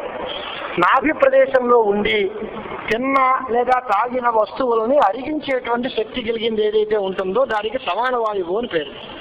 కంఠదేశంలో ఉండి శ్వాసక్రియని నడిపించేటువంటి దానికి ఉదాన వాయువు అని పేరు. మొత్తం శరీరం అంతా వ్యాపించి ఉండి మనం తాగినటువంటి పానం, రసాలు, ద్రవ్యాలు అంటే ద్రవ ద్రవ్యాలు కానీ తిన్నటువంటి ఘనద్రవ్యాలు కానీ వాటి యొక్క శక్తిని అన్ని నాడుల్లోకి ప్రవేశపెట్టేటువంటి వాయువుకి వ్యానవాయువు అని పేరు అని ఒక పద్ధతిగా ప్రాణాపాన వ్యానోదాన సమానములు అనేటువంటి 5 వాయువులు చెప్పారు. అయ్యా 5 రకాలు ఉన్నాయా? 5 రకాలు లేదు, ఒకటే వాయువు. అది ఉండే ప్రదేశాన్ని బట్టి చేసే పనిని బట్టి దానికి ఆ పేర్లు పెట్టాము తప్ప వాయువుల్లో ఇన్ని తేడాలు లేవు. సతి ఏకోపి ఉపాధిభేద ప్రాణాపానాది సంజ్ఞానం లభతే. ఒకే వాయువు. ఆ వాయువు ఎక్కడుంది, ఏం చేస్తోంది అనే దాన్ని బట్టి దానికి పేర్లు మార్చాము అన్నట్టు. ఇక ఉపవాయువులు అనేటువంటి పేరుతోటి కొన్ని ఉన్నాయి. నాగ, కూర్మ, కృకర, దేవదత్త, ధనంజయ. ప్రాణాపాన వ్యానోదాన సమానములు అందరికీ ప్రసిద్ధం. నాగ, కూర్మ, కృకర, దేవదత్త, ధనంజయములు అనేటువంటివి 5 ఉపవాయువులు ఉన్నాయి. దాంట్లో అవి చేసే పనులు ఏంటి అంటే ఉద్వమనం, వాంతి కట్టేటువంటిది నాగవాయువు. ఉన్నీలను హిక్క అంటే డెక్కుపట్టడం లేకపోతే కళ్ళు తెరవడం ఇలాంటి పనులు చేయడానికి కూర్మ వాయువు. డబ్బులు రావడము అవి రావడానికి కృకర వాయువు. ఆవలింతలు రావడానికి దేవదత్త వాయువు. శ్రేయస్సు అంటే ఒళ్ళు వాసనం అది ఉంటుంది కదా, వాపు, దానికి కారణం ధనంజయ వాయువు అనేది ఉపవాయువులు ఉన్నాయి. ఇంత అవసరం లేదయా ఈ ఉపవాయువుల్ని పెద్ద అంగీకరించి వాటి వల్ల పనులు జరిగేయి అనేటువంటి మాట ఏమీ అక్కర్లేదు. ఇవన్నీ కూడా పంచమహాభూతముల యొక్క ఛాయలతోటి తయారైన వాయువులు. పృథివీ, జల, తేజో, వాయు, ఆకాశముల యొక్క రజోగుణ అంశముల చేత ఇవన్నీ పుడతాయి. అంచేత వాటిని పెద్దగా చెప్పుకోవాల్సిన పనేమీ లేదు, అంచేత పక్కన వదిలేసాము. ఇది విద్యారణ్య స్వాముల వారు కానీ పంచీకరణ గ్రంథంలో వార్తికారులు కానీ దీన్ని అంగీకరించలేదు. వేదాంతంలో మొదటి వాయువులనే అంగీకరించారు. కనుకనే జగత్తులో ప్రసిద్ధమైనటువంటివి ప్రాణాపానాది వాయువులు 5. ఈ నాగకూర్మకృకర, ధనంజయ, దేవదత్తాదులు అంటే వీటికి అంత ప్రాచుర్యం లేదు. వేదాంతంలో వీటికి అంత ప్రాధాన్యం లేదని పక్కన పెట్టేశారు అన్నారు. సరే, తర్వాత సృష్టిలో మళ్ళీ ప్రాణం తర్వాత జ్ఞానేంద్రియాలు పుట్టాయి, కర్మేంద్రియాలు పుట్టాయి, తర్వాత సూక్ష్మ సృష్టి కలిగింది. ఇదంతా మామూలుగా. దీంట్లో పంచీకరణం అనేటువంటి ఒక ప్రక్రియ వేదాంతులు చెప్తూ ఉంటారు. సృష్టిలోనే పంచమహాభూతాలు ఉంటాయి. పంచమహాభూతాల్లోనూ ఒక్కొక్క భూతాన్ని 2 పాళ్ళు చేస్తాం. రూపాయిని 50% అన్నట్టుగా ఒక భూతం పృథివీ తీసుకోవడం, దాన్ని 2 పార్ట్లు చేయడం. 50% ఒక భూమి ఒక చోట పెడతాం. దాన్ని ఉంది కదా, అలాగే దాన్ని 5 ముక్కలు చేస్తాం. అలాగే అన్ని భూతాలని తలో 5 ముక్కలు చేస్తే ఈ మొదటి పాలలో దశమభూతముల యొక్క 25% కలిపేయాలి. కలిపేస్తే 5 భూతముల యొక్క సమిష్టిగా పంచీకరణ ప్రక్రియ జరుగుతుంది. అప్పుడు ప్రతి శరీరంలోనూ కూడా భూమి సగపాలు, తర్వాత కొంచెం నీరు, కొంచెం తేజస్సు, కొంచెం ఆకాశం, కొంచెం వాయువు కలిస్తే పార్థివ శరీరం ఏర్పడుతుంది. అలాగే జలం శరీరంలో ఎక్కువ పాలు జలం ఉంటుంది, ప్రథమ భూతాలు 4 ఉంటాయి అని పంచీకరణ ప్రక్రియ ఓ పద్ధతి చెప్పుకొచ్చారు. ఈ పద్ధతిలో స్థూల బ్రహ్మాండం ఈ రకంగా తయారైతే దీంట్లో ఆత్మకి ఈ బ్రహ్మాండానికి గల సంబంధం ఏది? మన వేదాంత సిద్ధాంతం కనుక దీనికి దానికి ముడి ఏంటి అనేది తెలుసుకోవాలి. దానికోసం ఈ సృష్టి అంతా ప్రారంభించాం. ఇది ఎందుకు మనకి అని అంటే, ఆత్మ వివేకం చెయ్యాలి అంటే పంచకోశ వివేకం చూడాలి. అన్నమయ, ప్రాణమయ, మనోమయ, విజ్ఞానమయ, ఆనందమయములు అనేటువంటి 5 కోశాలు ఉన్నాయి. ఈ 5 కోశాలు దాటి లోపలికి వెళితే బ్రహ్మతత్వం తెలుస్తుంది. చాలా మంది అన్నమయ కోశం బ్రహ్మ ఇదే అనుకుంటున్నారు. దీనికి శృతే అలాగా ఆ బ్రాంచ్కి మొదటి నుంచి కారణం చెప్తూనే ఉంది. భృగువులంతా ఇదే పద్ధతిలో నడిచింది. భృగురు వైవారుణి వరుణం రమోపసారా అని శృతి ప్రారంభించి తైత్రీయంలో వరుణదేవుడు కుమారుడైనటువంటి భృగువు తన తండ్రి గారి దగ్గరికి వచ్చి, తండ్రి గారండి నమస్కారం, నాకు బ్రహ్మ గురించి చెప్పండి నాకు. ఆ తండ్రి గారు ఏం చెప్పారు, నాయన చెబితే తెలిసేది కాదు బ్రహ్మ, నువ్వు తపస్సు చెయ్యి, తపస్సు చేత ఆలోచించి తెలుసుకో. తపసా బ్రహ్మ విజిజ్ఞాసస్వ తపో బ్రహ్మేతి అన్నాడు ఆయన. ఈయన వెళ్ళాడు, కాసేపు తపస్సు చేశాడు. ఎంతో కొంతకాలం అయిన తర్వాత ఇంటికి వచ్చి, తండ్రి నేను తపస్సు చేశాను, మీరు చెప్పినట్టుగాను నాకు తెలిసింది, అన్నం బ్రహ్మేతు యజానా, అన్నమే బ్రహ్మ అన్నాడు. దీని మధ్యలో ఇంకో మాట చెప్పాలి మీరు. తపస్సు చేయండి అంటే ఏమి ఆలంబనం లేకుండా, తాడు బొంగరం లేకుండా తపస్సు ఏం చేస్తాను, చిన్న క్లూ ఏదైనా ఇవ్వండి. చిన్న క్లూ ఏంటి అంటే ఆయన అప్పుడు చెప్పాడు అనమాట, దేని వల్ల ప్రపంచం పుడుతుందో, దేని వల్ల నిలుస్తుందో, దేని యందు లయం చెందుతుందో అది బ్రహ్మ, అది ఏమిటో వెతుక్కో నువ్వు. సృష్టి స్థితి లయాలకి కారణమైనది బ్రహ్మ అని మాత్రం ఒక క్లూ ఇచ్చాడు. ఈ సృష్టి స్థితి లయాలకి కారణం అన్నం అండి అని ఈయన ఫైండింగ్. ఈయన తేలింది ఏంటి అంటే, అన్నం తిన్న తర్వాత అదే శుక్రశోణికాలుగా తయారయ్యి మాతాపితృల యొక్క సంపర్కం వల్ల అదే జన్మకి కారణమవుతోంది కనుక అన్నం వల్లే ప్రజలు పుడుతున్నారు, అన్నం వల్లే బతుకుతున్నారు, అన్నం లేకపోతేనే చచ్చిపోతున్నారు, కాబట్టి అన్నమే బ్రహ్మ అనేటువంటి నిర్ణయానికి వచ్చేసారు.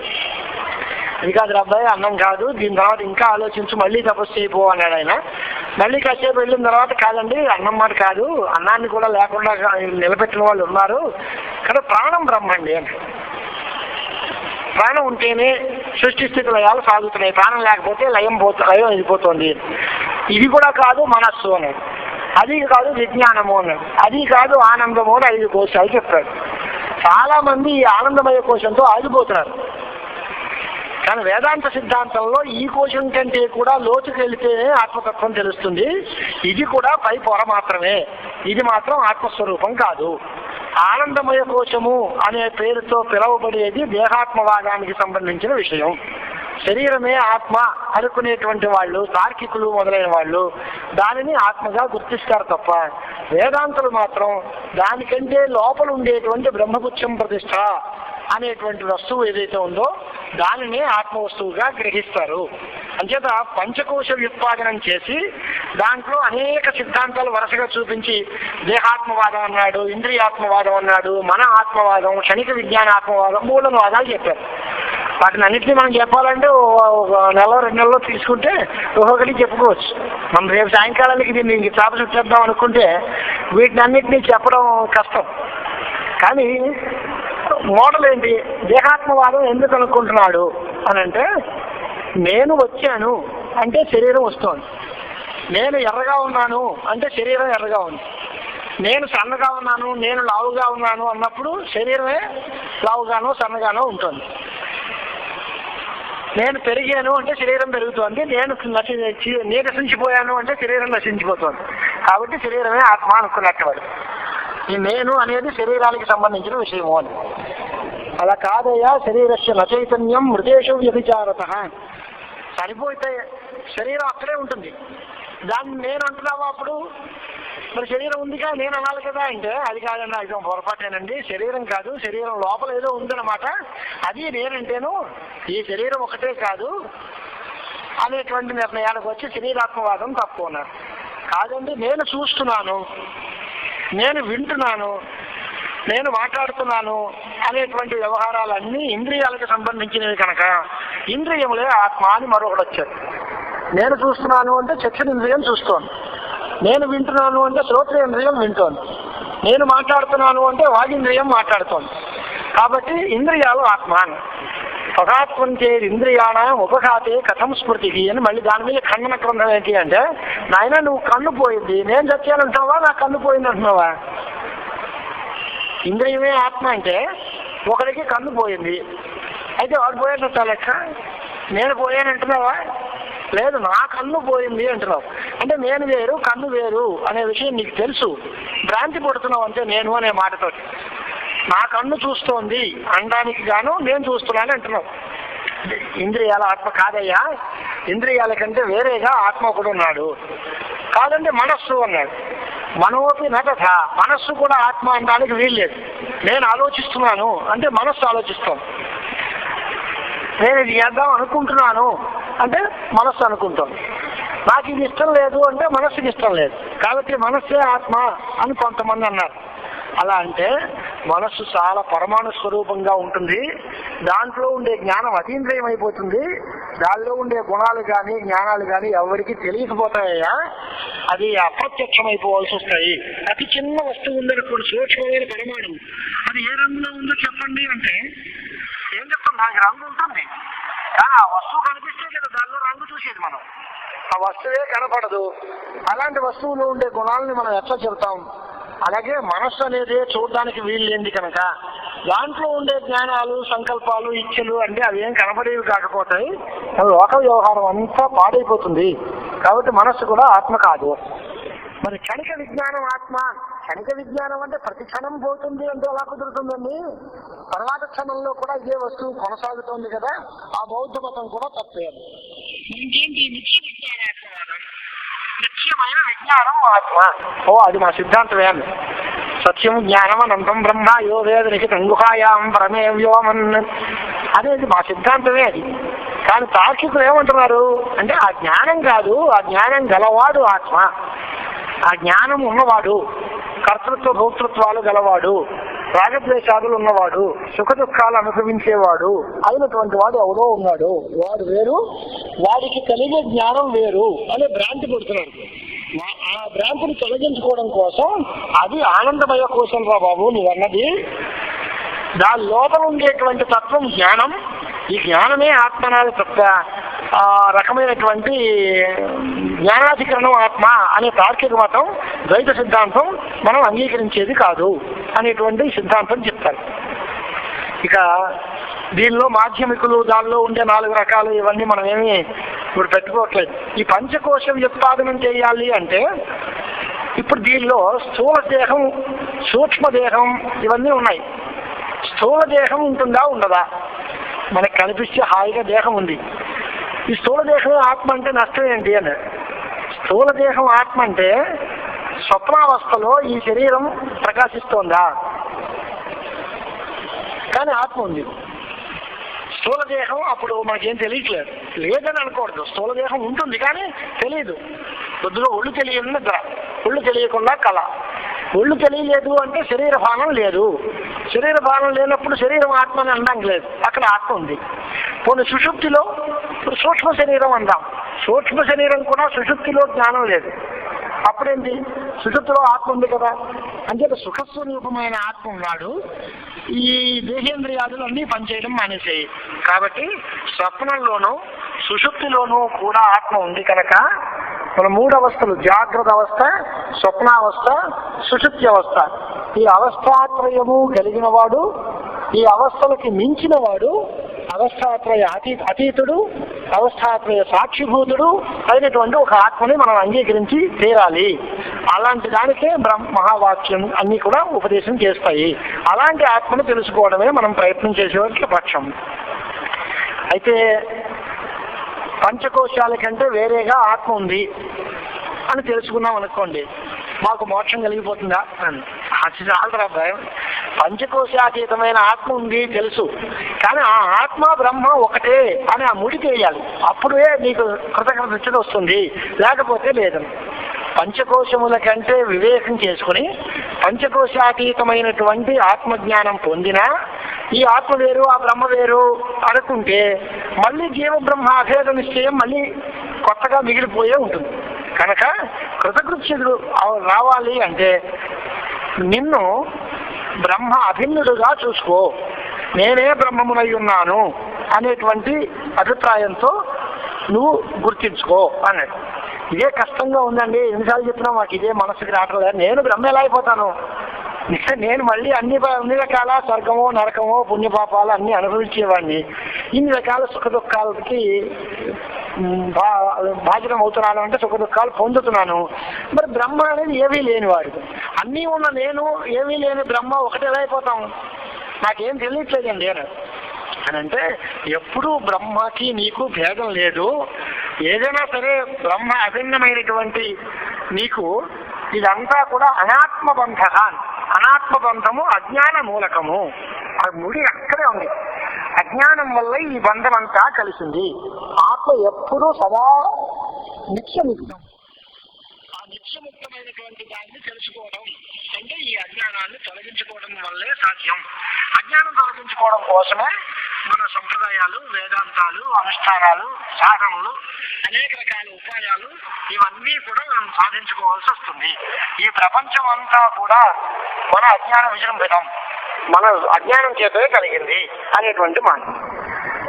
ఎవడు జ్ఞాని ఎవడు అజ్ఞాని మాకు ఎలా తెలుస్తుందండి? అందరూ మనలాగే ఉంటారు, అందరూ మనలాగే తిరిగి వస్తూ ఉంటారు, అందరూ భోజనం చేస్తూ ఉంటారు, అందరూ రాత్రి నిద్రపోతూ ఉంటారు, మర్నాడు పొద్దున్నే చేస్తారు. ఎవడు జ్ఞాని ఎవడు అజ్ఞాని మాకు ఎలా తెలుస్తుంది? గీతల్లో అడిగాడు పాపం అర్జునుడు, స్థితప్రజ్ఞస్య కా భాష, వాడు ఏం మాట్లాడతాడు, ఏం చూస్తాడు, ఎలా తిరుగుతాడు, వాడి లక్షణాలు ఏంటి, మాకు ఎలా గుర్తించడం వాళ్ళని, వీళ్ళు గొప్పవాళ్ళు ఎలా గుర్తిస్తామని చెప్పండి. జ్ఞానికి అజ్ఞానికి ఉండే తేడా ఏంటి అని స్థితప్రజ్ఞ లక్షణాలు చాలా చెప్పారు ఆయన గీతల్లో.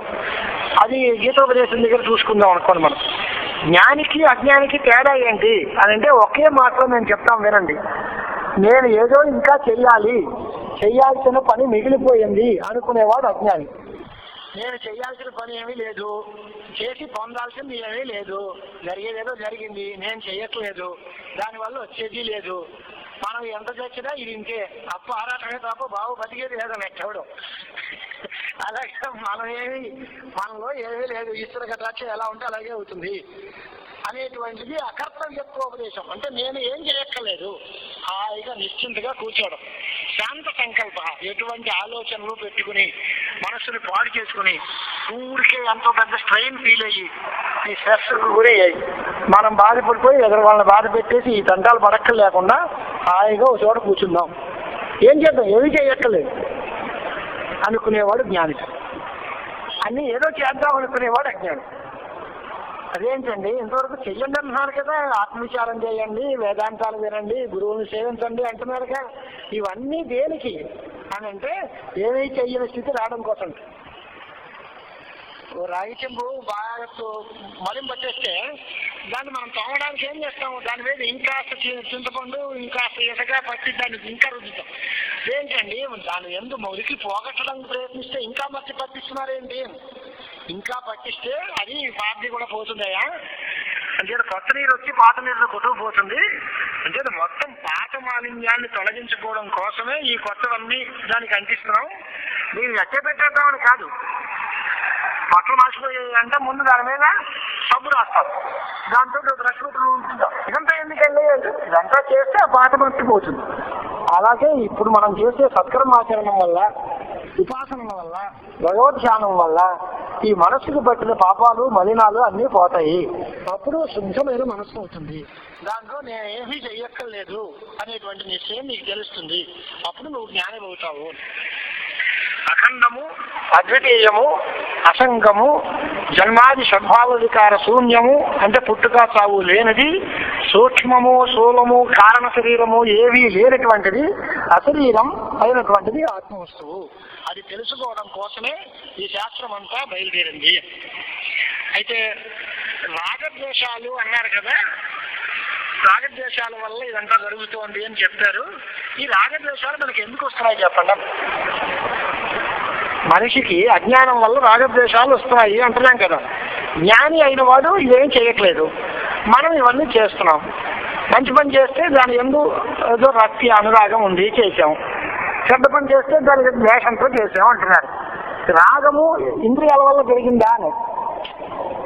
ఇంద్రియాల వల్ల రాగం పుట్టదు. కొన్ని ఆత్మ వల్ల పెరిగిందా? ఆత్మ వల్ల పుట్టదు. మరి దేని వల్ల పెరిగింది అని అంటే ఈ రాగము వెనకాల ఉండేటువంటి కర్మ పరిపాకం చేత మనస్సులో పుడుతూ ఉంటుంది. మనకి అంటే మనకి రోగం తెచ్చుకున్నామా, కావాలని తెచ్చుకుంటామండి. మనకి ఏదైనా రోగం ప్రారంభం వల్ల రోగం ఎలా అయితే పుట్టిందో అలాగే మిథ్యాజ్ఞానము వల్ల ప్రారంభానుసారంగా వీడికి ఒక దాని మీద అనురాగం, ఒక దాని మీద ద్వేషం పుడుతూ ఉంటుంది. ఎందుకు పుట్టింది ఏమో, ఏం చెప్పాలి ఏం తెలియదండి. మిమ్మల్ని చూస్తే ఏదో మీతో స్నేహం చేయాలనిపించింది. ఒకరిని చూస్తే మొత్త బుద్ధి, ఒకరిని చూస్తే యువ బుద్ధి. ఎందుకు ఈ బుద్ధి పుట్టిందని ఏం చెప్తాం కారణం? కొత్తగా పరిచయమైన వ్యక్తిని ఆ రోజుల్లో వాడితో మనం ఫ్రెండ్షిప్ కొనసాగించాలి లేదా వీటితో శత్రుత్వం సాగించాలి అన్నారు. కారణం ఏం చెప్తాం? రాగద్వేషాలకి కారణం ప్రారంభాధీనంగా మనస్సులో కలిగే ఆలోచన. అది ఎందుకు కలుగుతున్నాయి అంటే మన వల్ల జరగదు. కాబట్టి ఈ రాగద్వేషాలు అంతఃకరణంలో దానంతటా ఏర్పడుతున్నాయి. దానికి జన్మాంతర సంచితమైన వాసనలు కారణం. ఆ జన్మాంతరానికి ముడిపెట్టి వాసనలన్నిటినీ పోగొట్టుకుంటే అప్పుడు మనం కృతార్థం అవుతాం. అవి స్వతసిద్ధంగా జ్ఞానికి తయారవుతాయి. వాడికి రాగద్వేషాలు ఏమీ ఉండవు. మనకి రాగద్వేషాలు ఉంటాయి, వాటిని తొలగించుకోవడానికి చచ్చే ప్రయత్నం చేయాలి మనం. అది వాళ్ళకి మనకి తేడా అన్నారు. సరే, జ్ఞానము ధ్యానము రెండు మాటలు వింటున్నాం, దాని తేడా ఏదైనా కాస్త చెప్తారా అండి అన్నాడు శిష్యుడు. జ్ఞానం అంటే ఏంటి, ధ్యానం అంటే ఏంటి అని అంటే, జ్ఞానం అంటే విధి, ప్రత్యక్ష జ్ఞానము. ధ్యానము అంటే మానసిక క్రియ. తెలుసుకోవటం వేరు, ధ్యానించడం వేరు. జ్ఞానం భ్రమ, స్మృతి, యథార్థ జ్ఞానం ఇన్ని రకాలుగా ఉంటూ ఉంటుంది. కానీ అంటే వస్తువు మీద ఆధారపడి పురుష ఇచ్చ కానీ శ్రద్ధ కానీ ఇవేవి లేకుండా కేవలం ప్రమాణము ప్రమేయము ఈ రెండు ఉంటే దానివల్ల కలిగేది జ్ఞానం. అంటే కొంచెం ఇంకా స్పష్టత కావాలి మనం. జ్ఞానం అంటే ఏంటి? ఓ వస్తువుని చూస్తాం, చూస్తే ఇది కుర్చీ అంటాం. ఇది కుర్చీ అని నేను పెద్ద శ్రద్ధగా ఇది తెలుసుకోవాలని ప్రయత్నం చేశానా అంటే నేను ప్రయత్నం అక్కర్లే. మన దానిలో మనకి ఇచ్చ కానీ, మన కోరిక కానీ, మన శ్రద్ధ కానీ, మన పెద్ద ప్రయత్నం కానీ ఏమీ లేకపోయినా కన్ను దాని మీద పడింది, ఇది ఫలానా అని తెలిసింది. ప్రయత్నం లేకపోయినా సరే ఇంద్రియాల వల్ల జ్ఞానాలు కలిగిపోతూ ఉంటాయి. కానీ ధ్యానం అంటే మాత్రం అలా దానంతో వచ్చేది కాదు. మనం ప్రయత్నం చేయాలి, కూర్చోవాలి, మనస్సును అధీనంలో పెట్టుకోవాలి, ఫలానా వస్తువుని ధ్యానం చేయాలి అనుకోవాలి. తలుపులు వేసేసుకుని ఎవరు వచ్చినా నా ఫోన్ ఎత్తద్దు, ఎవరు వచ్చినా నన్ను డిస్టర్బ్ చేయొద్దు, ఈ సెల్ ఫోన్ అక్కడ భారీ నేను ఒక అరగంట సేపు నేను మాట్లాడను అని ధ్యానంలో కూర్చుంటామని ఇంత ప్రయత్నం చేస్తే కానీ ధ్యానం అవ్వదు. అంటే ధ్యానము, పురుషేచ్ఛ, శ్రద్ధ, హఠత్కారము ఇవన్నీ ఉండాలి. ఉంటేనే ధ్యానం. అది మానస క్రియ. జ్ఞానం అనేది ఆ ఇంద్రియాలు దాదంతా అవి కల్పించేస్తూ ఉంటాయి జ్ఞానాన్ని. ఆ జ్ఞానము కలిగేటప్పుడు అది యథార్థ జ్ఞానంగానే ఉండాలి, భ్రాంతి కానీ స్మృతి కానీ కాకుండా చేయాలి అంటే కొంత ప్రయత్నం ఉండాలి. కలిగిపోయే జ్ఞానం కలిగింది, ఎందుకు చూసావు? చూసింది నిజమే చూసావా? అలా చూడకుండా ఉంటే బాగుండేదేమో అంటే ఏమోనండి, కంటికి కనబడితే చూడకుండా వెళ్ళిపోతాం. కనబడింది చూశానంతే, చూడాలని అనుకున్నా కానీ కంటపడింది చూశాను అంటే. అలాగే విధి, పురుష ఇచ్ఛ ఇవన్నీ ఉంటేనే అది జ్ఞానం. జ్ఞానము ప్రమాణాధీనం, జ్ఞానం పురుషేచ్ఛాధీనం, శ్రద్ధ అధీనం. శ్రద్ధ వల్ల కలుగుతుంది. మనం ఇలాగే కూడా ధ్యానాన్ని కూడా చాలా ఇంకా అవాంతర భేదాలు చాలా చెప్తారు. ప్రతీక ధ్యానం అని, అహంగ్రహ ఉపాసన అని, ఉపాసనలు చాలా రకాలుగా చెప్తారు. ఓ సాలగ్రామం ఇంట్లో పెట్టుకుంటాం, ఇది మహావిష్ణువు అండి అంటారు. సాలగ్రామంలో విష్ణు బుద్ధికే. సాలగ్రామం ఏంటి, విష్ణువేంటి? మహావిష్ణువు ఎంత అందగాడు. ఆయన శంఖచక్ర గదాపద్మ వనమాల విభూషితుడు. ఇది చూస్తే నల్లగా నేరేడుకాయలాగా ఉంటుంది. ఇది విష్ణువు ఏంటండి అంటే పోయా. దాని మీద శ్రద్ధ విశ్వాసం లేకపోతే ఈ సాలగ్రామం రాయండి ఇది విష్ణుమూర్తి ఎలా అవుతుందండి అంటే ఏం లేదు. కానీ దాని యందు మహావిష్ణువు అనే భావంలో పెడితే అది దేవతార్చనలో పెట్టుకుంటాం. రోజు శుభ్రంగా దానికి గంధం పెడతాం, పువ్వులు పెడతాం, దానికి అభిషేకాలు చేస్తాం, దాని తీర్థం పుచ్చుకుంటాం. ఇదంతా శ్రద్ధా విశ్వాసాలతో సంబంధించిన విషయం. ఇది ధ్యానం అంటే ఒక ప్రతీకను బట్టి దీనిని పరమేశ్వరుడిగా భావించుట. కొన్ని చోట్లలో ఇదం ఉపాసీత అని ఉపాసన ఉంటుంది. ఉపాసన చేయి. మనోవాచం ఉపాసీత, వాచం ధేనుముపాసీత, ఆదిత్యో బ్రహ్మేత్యుపాసీత. సూర్యుడిని చూసి బ్రహ్మ అనే ధ్యానం చెయ్యి. మధు విద్య అనేటువంటి పేరు అవుతుంది. అసావాదిత్యో మధు. ఈ సూర్యుడే అందరికీ తేనె లాంటి వాడు కాబట్టి సూర్యుడిని చూసి బ్రహ్మ అనుకునేటువంటి భావం చెయ్యి. ఇలాంటి మాటలన్నీ ఉంటూ ఉంటాయి. అహంగ్రహ ధ్యానము అంటే నేనే బ్రహ్మను అని ధ్యానం. వైకుంఠంలో ఉండే విష్ణుమూర్తి, కైలాసంలో ఉండే శివుడు ఏమక్కర్లే. వాళ్ళని ధ్యానం చేయడం విష్ణు ధ్యానం, శివ ధ్యానం. అదేమక్కర్లేదండి. నేను ఎక్కడికి వెళ్ళక్కర్లేదు, నేనే బ్రహ్మము, నన్ను నేనే ధ్యానం చేయడం. ఇంకేమీ లేదు. అది సర్వం ప్రతిష్ఠితం, నాయందే అంతా ఉంది, నేనే అన్నిటికీ కారణం, నాకంటే వేరే వస్తువు లేదు అనేటువంటి ధ్యానానికి అహం బ్రహ్మ అనేటువంటి అహంగ్రహోపాసన అంటారు. వేదాంత విచారం చేసిన వాడు జ్ఞానం పొందేస్తే కృతార్థుడు. అది నెంబర్ 1, A1 గ్రేడ్. జ్ఞానం రాలేదు అనుకోండి, ఈ అహం బ్రహ్మ ఉపాసన చేస్తూ ఉండండి. దానికంటే కొంచెం A గ్రేడ్ అహంగ్రహోపాసన చేయాలి. అది కూడా చేతకాలేదు అనుకోండి, అప్పుడు విష్ణు ఉపాసనో శివోపాసనో దాని తర్వాత గ్రేడ్లో ఇష్టదేవతా ధ్యానం చేయాలి. అది కూడా సాధ్యం కావట్లేదండి అంటే చాలా మంచి పనులు చేస్తూ ఉండు, భగవద్భక్తితోటి మంచి పనులు చేస్తూ ఉండేవాళ్ళు. అది నిష్కామనగా చేయాలి. అది కూడా చేయలేనండి అయితే కర్మకాండ, నీ పని కోసం నువ్వు చేయి, నీ ప్రయోజనాలు నువ్వు కాంక్షించు, కానీ తప్పుడు పని చేయొద్దు, మంచి పని చేస్తూ ఉండాలి. అది కూడా సాధ్యం కాలేదండి అని అయితే భగవన్నామం చేస్తూ ఉంటారు పోరాడు. అదే ఇతదప్యశక్తోసి అనేటువంటి స్టేజెస్ లో భగవద్గీతల్లో ఇన్ని మార్గాలు చెప్పారు. వీటిల్లో మూర్తి పూజ, సగుణ ధ్యానం, నిర్గుణ పూజ, మానస ధ్యానం, దాని తర్వాత అహంగ్రహోపాసన, ఇవన్నీ ఒకదానికంటే ఒకటి పైబెట్టు. అలా అహమైవ ఆత్మ, నేనే బ్రహ్మమును అనుకునేటువంటి స్థాయి చాలా ఉత్తమ స్థాయి. దానికి రావడం చాలా కష్టం. అక్కడికి వెళ్ళి ఫెయిల్ అవుతామని అనుకునే కంటే క్రమక్రమంగా ముందు సత్కర్మాచరణం చేసి అది కూడా నిష్కామ కర్మగా మారి తర్వాత ఏదో ఒక ఇష్టదేవతని ప్రార్థించి ఆ పూజ చేసుకుని దానిలో పరిణతి సాధించిన తర్వాత ప్రత్యేకంగా ఈ దేవాలయంలోకి వెళ్ళి అక్కడికి వెళ్తేనే దేవుడు ఉన్నాడా, ఇక్కడ లేదా, అక్కడికి వెళ్ళక్కర్లేదు, ఇక్కడ కూడా దేవుణ్ణి ధ్యానం చేయొచ్చు అని ఎదిగిన పరిస్థితి ఉంటే ఈశ్వరుడు సర్వవ్యాపకుడు. అక్కడికి వెళ్ళడం ఎందుకంటే ఇక్కడే కూర్చుని చేద్దాం. ఇక్కడే కూర్చుని కూడా మళ్ళీ ఫోటో పెట్టుకోవడము, క్యాలెండర్ తగ్గించడమో కాకుండా అవేమీ అక్కర్లేదు. మనసులో నేనే అనుకుంటే పోయా, ఇంకేమీ అక్కర్లేదు. దీనికోసం మళ్ళీ పువ్వులు కోసుకోవాలి ఏం అక్కర్లేదు. శివానంద రాటలో శ్లోకం మనకు చూశారు కదండి. అదేది కొండ ఎక్కుతాడు, చెరువుల్లో దూకుతాడు, ఎక్కడో ఒక పువ్వులు తేవాలనుకుంటాడు. ఏం ప్రయోజనం? సమర్ప్య ఏకం చేతస్వరసజమువానాథ భవతే సుఖేన అవస్థాతం జనయ నజానాతి కిమహో అన్నారు ఆచార్య స్వామి వారు. ఎన్ని పువ్వుల కోసం గభీరే కాసారే విశతి విజనే ఘోర విపినే విశాలే శైలే వా భ్రమతి కుసుమార్థం జడమతి. ఇదో దేవతా పూజ చేయాలి, ఇవాళ శివరాత్రి శివుడు పూజ చేయాలి, లేదా కృష్ణాష్టమి కృష్ణ పరమాత్మకి పూజ చేయాలి.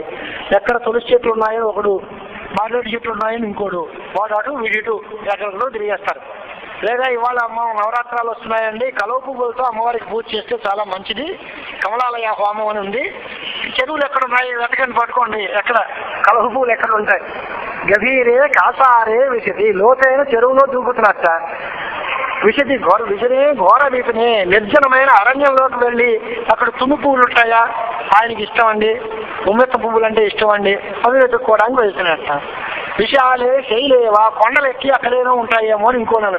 ఎందుకు భగవాలంటాను, నీ దగ్గర ఉన్న హాయిగా అందమైన పుష్పం ఒకటి ఉంది, నీ మనస్సు అనేది, ఆ ఒక్కటి పరమేశ్వరుడికి చేతిలో పెట్టి నమస్కారం అంటే చాలు. కానీ అది మాత్రం ఇవ్వం మనం, దశభాగ్ని వెతకడానికి ప్రయత్నిస్తాను తప్ప నీ దగ్గర ఉన్న మనస్సు అనే పువ్వుని పరమేశ్వరుడికి ఇవ్వడానికి నువ్వు చేతకాడలేదు. అయ్యో పాపం వీళ్ళని చూసి జాలి పడుతున్నాను అన్నాడు ఆచార్య స్వామి వారు. అహింస ప్రథమం పుష్పం ఇంద్రియ నిగ్రహ, దానం పుష్పం, దయా పుష్పం, శౌచం పుష్పం, తథైవ చ. పుష్పాలంటే ఎన్ని? విష్ణువు ప్రీతికరం, మహావిష్ణువుకి ప్రీతి చెందించే పుష్పాలు ఎన్ని అంటే నీ దగ్గరే ఉన్నాయ్యా. నువ్వు అహింస పాటించు, అది మొదటి పువ్వు. దానము రెండో పువ్వు, దయా అనేది మూడో పువ్వు, శౌచము, ఇంద్రియ నిగ్రహము, పరోపకారము, ఇవన్నీ పువ్వులేనయ్యా. ఇవన్నీ నువ్వు చేస్తూ ఉంటే మహావిష్ణువు సంతోషిస్తూనే ఉంటాడు. దానికోసం అది పెద్ద ప్రయత్నం చేసి అక్కడి నుంచి ఏవేవో ఖరీదైన పువ్వులు ఖరీదైపోయాయండి, గులాబీ పువ్వులు 2 రూపాయలు అమ్మేస్తున్నారండి, ఎవరు కొనమేనండి నిన్ను అవేం అక్కర్లే. ఆర్భాటంగా పెద్ద అందంగా ఉండడం కోసం పువ్వులు చేసి మా దేవుణ్ణి మీరు చూడండి అన్న పక్క వాళ్ళందరినీ తీసుకొచ్చి, నువ్వు చూస్తే చాలు ఏవయ్యా, నీ దేవుడు నువ్వు చూడడం మానేసి పక్క వాళ్ళందరూ చూడడం, అబ్బా ఎంత బాగా చేశారండి అంటే, వదిన గారు మీ పూజ బాగుందండి, మీ దేవుడు బాగున్నాడు అంటే అది ఒక అహంకారం. అదే దంభో దర్పహాని, దంభము, దర్పము, డాంబికత్వము, ఇవన్నీ చేసే పూజలు తామస పూజలు. వాటి వల్ల ఏం ప్రయోజనం ఉంది? నువ్వు పూజ చేయడం లోకానికి ఉద్ధరింప, నీకోసం నువ్వు చేసుకుంటున్నావు, ఎవరితో చెప్పాల్సిన పనే ఉంది. అనేది వేదాంత మర్యాద అన్నమాట. అంటే పువ్వులు పూజ చెయ్యొద్దని అంటల్లా, నీ మనస్సు పెట్టి చెయ్యి. ఉంటే సాధనాలు వాడు, లేకపోతే పెద్ద ప్రయత్నం చేసి దానికోసం బాధపడక్కర్లేదు, టైంని వేస్ట్ చేయక్కర్లా. నీ మనస్సుని మంచి ఆచారాలని, మంచి వ్యవహారాలని మనం చేస్తే మహావిష్ణువు ప్రీతి చెందుతాడు. నిర్గుణ ప్రణవోపాసన అనేది మరొక ఉపాసన, ఓంకార ధ్యానం. అందరూ చేసేస్తున్నారు ఈ రోజుల్లో, మనం ఏమంటాం, ఎవరిని అనే పరిస్థితి కాదు. ఓంకారం సన్యాసులు మాత్రమే చేయాలి. ఎన్ని వేదాలు చదివినా, ఎంత గృహస్థైనా, గృహస్థు ఓంకారోపాసన చేయడానికి లేదు. గాయత్రి జపం చేయాలి తప్ప ఓంకారోపాసన లేదు. ఒక సన్యాసులకు మాత్రమే ప్రణవోపాసన అనేటువంటిది ఓ పద్ధతి ఉంది. కానీ ఇప్పుడు మన వాళ్ళందరూ ఓంకారంలో చేసేస్తున్నాం. ఓంకారం సర్వవాక్ స్వరూపం, సర్వవాంగ్మయానికి మూలభూతం, చాలా గొప్పది అన్నమాట యథార్థమే. కానీ దానికి కొన్ని అధికారాలు శాస్త్రం చెప్తుంది. ఓంకారం వేరు బ్రహ్మ వేరు అనే మాట కాదు, ఓంకారం వేరు బ్రహ్మ వేరు ఆత్మ వేరు అనే మాట కాదు. ఓంకారము బ్రహ్మ ఆత్మ ఒకటే. ఎలాగా అని అంటే, ఈశ్వరో గురు రాత్మేతి మూర్తిభేద విభాగినే వ్యోమవత్ వ్యాప్తదేహాయ దక్షిణామూర్తయే నమః అని శంకరాచార్య వారు దక్షిణామూర్తి పుస్తకంలో రాస్తారు. ఈశ్వరుడు వేరు, గురువు వేరు, నేను వేరు. వేరు వేరు అనేది ఎప్పుడు అర్లీ స్టేజ్లో సాధన చేసేటప్పుడు మీ అజ్ఞానాన్ని తొలగించుకోవడానికి వేరే వేరే ఉన్నారు. ఈ 3 రూపాల్లోనూ ఉన్నది ఆ ఒకే తత్వం అనేది ఎలివేటెడ్ సోల్ అక్కడ నిర్ణయించుకునేటువంటి శక్తి. ఆ స్థాయికి వెళితే బ్రహ్మ ఓమితి బ్రహ్మ, ఉపనిషద్ వాక్యం. ఓమితి బ్రహ్మ అంటే ఓంకారమే బ్రహ్మ. యోగశాస్త్రంలో ఏం చెప్పారు? తస్య వాచక ప్రణవ అని. ఆ బ్రహ్మను చెప్పే శబ్దం ఓంకారము అని. అంటే శబ్దము ఓంకారము, దాని చేత చెప్పబడే వస్తువు బ్రహ్మ. బ్రహ్మ వేరు ఓంకారం వేరు అన్నట్టు కనిపిస్తోంది, కానీ శబ్దమే అర్థము, అర్థమే శబ్దము. అమ్మవారే స్వామి, స్వామి అమ్మవారు అర్ధనారీశ్వర స్వరూపం అండి పార్వతీ పరమేశ్వరులకి. అలాగే శబ్దం వేరు అర్థం వేరు కాదు, శబ్దము అర్థము ఒకటే, కలిసిపోయి ఉంటాయి. అలాగే ఓంకారము బ్రహ్మ ఒకటే, అంటే బ్రహ్మ అది ఆత్మ, అయం ఆత్మ బ్రహ్మ. ఆత్మ వేరు బ్రహ్మ వేరు కాదు, ఆత్మ బ్రహ్మ ఒకటే. ఈ ఆత్మకి జీవుడు అనేటువంటి ఒక భ్రాంతి నువ్వు కల్పించుకున్నావు, అప్పుడు నేను జీవుడిని అంటున్నావు. నీ జీవభావం పోతే నువ్వు బ్రహ్మమే అవుతావు. అన్ని నదులు ఉంటాయి, నదులు ఉన్నప్పుడు ఇది గోదావరి నది, అది కృష్ణా నది, ఇది కావేరి, ఇది తుంగభద్ర పేర్లు పెట్టాము. సముద్రంలోకి వెళ్ళిపోయిన తర్వాత అన్నీ ఒకటే. అక్కడికి వెళ్ళిన తర్వాత గోదావరి వేరు, గంగ వేరు, కావేరి వేరు అని భేదాలు లేవు కదా. ఒక పెద్ద విస్తీర్ణమైన మైదానం ఉందనుకోండి, దాన్ని ఏదో రియల్ ఎస్టేట్ వాళ్ళు ఫ్లాట్లు వేసి ఇది ఏమో మన వెంకట్రావు గారి ఫ్లాట్ అండి, అది పక్కన అప్పారావు గారి ఫ్లాట్ అండి అనేది అంటాం. అప్పుడు భేదాలు దానికి ఓ హద్దులు, ఓ పరిధులు, ఓ డాక్యుమెంట్స్ అన్ని తయారు చేస్తే ఇది నాది అది నీది అంటున్నాం. ఇవేమీ లేవు, అన్ని చెప్పేసి అంతా ఒకటే అంటే పట్టాభూములే అందరికీ అన్ని. నువ్వు దీనిలో ఏది ఎవరిది అనేది ఏమి ఉండదు. పరిధులు కల్పించుకుంటే పరిమితి ఏర్పడతాయి. పరిమితి ఏర్పడితే మనం ద్వైతానికి సంకోచానికి వచ్చేస్తాం. అసంకుచితమైన ఆత్మస్వరూపం ఆకాశం. ఇప్పుడు ఆకాశంలో కూడా స్పేస్ మంది వాళ్ళది, మన భాగంలోకి వాళ్ళు వచ్చారు, వాళ్ళ భాగంలో మనం వచ్చారు అనే పరిస్థితి వచ్చింది. పూర్వం ఆకాశం అందరికీ కామన్ ప్రాపర్టీ అనేవారు. ఆకాశంలో భేదాలు లేవు, అందరికీ ఒకటే, అందరికీ ఒకే ఆకాశం అని అనుకునేవారు. కానీ ఇది మన భారత భూఖండం, దీనికి సంబంధించిన ఆకాశం, ఇక్కడ శత్రు విమానాలు రాకూడదు, దాన్ని కాల్ చేస్తాం. ఇవన్నీ మనం అజ్ఞానం అక్కడికి కూడా వెళ్ళి ఇప్పుడు ఇక్కడ భూమి మీదే ఉండాల్సిన పరిస్థితుల్లో భేదాలు మనమే కల్పించుకుంటున్నాం. ఈ అద్దుల్ని, ఈ అద్దులు కొన్ని చెరిపేయడం కూడా మన చేతిలోనే ఉంది. ఈ సృష్టిలో అనాది అజ్ఞానం చేత ఈ విధానాలన్నీ కలుగుతున్నాయి అని.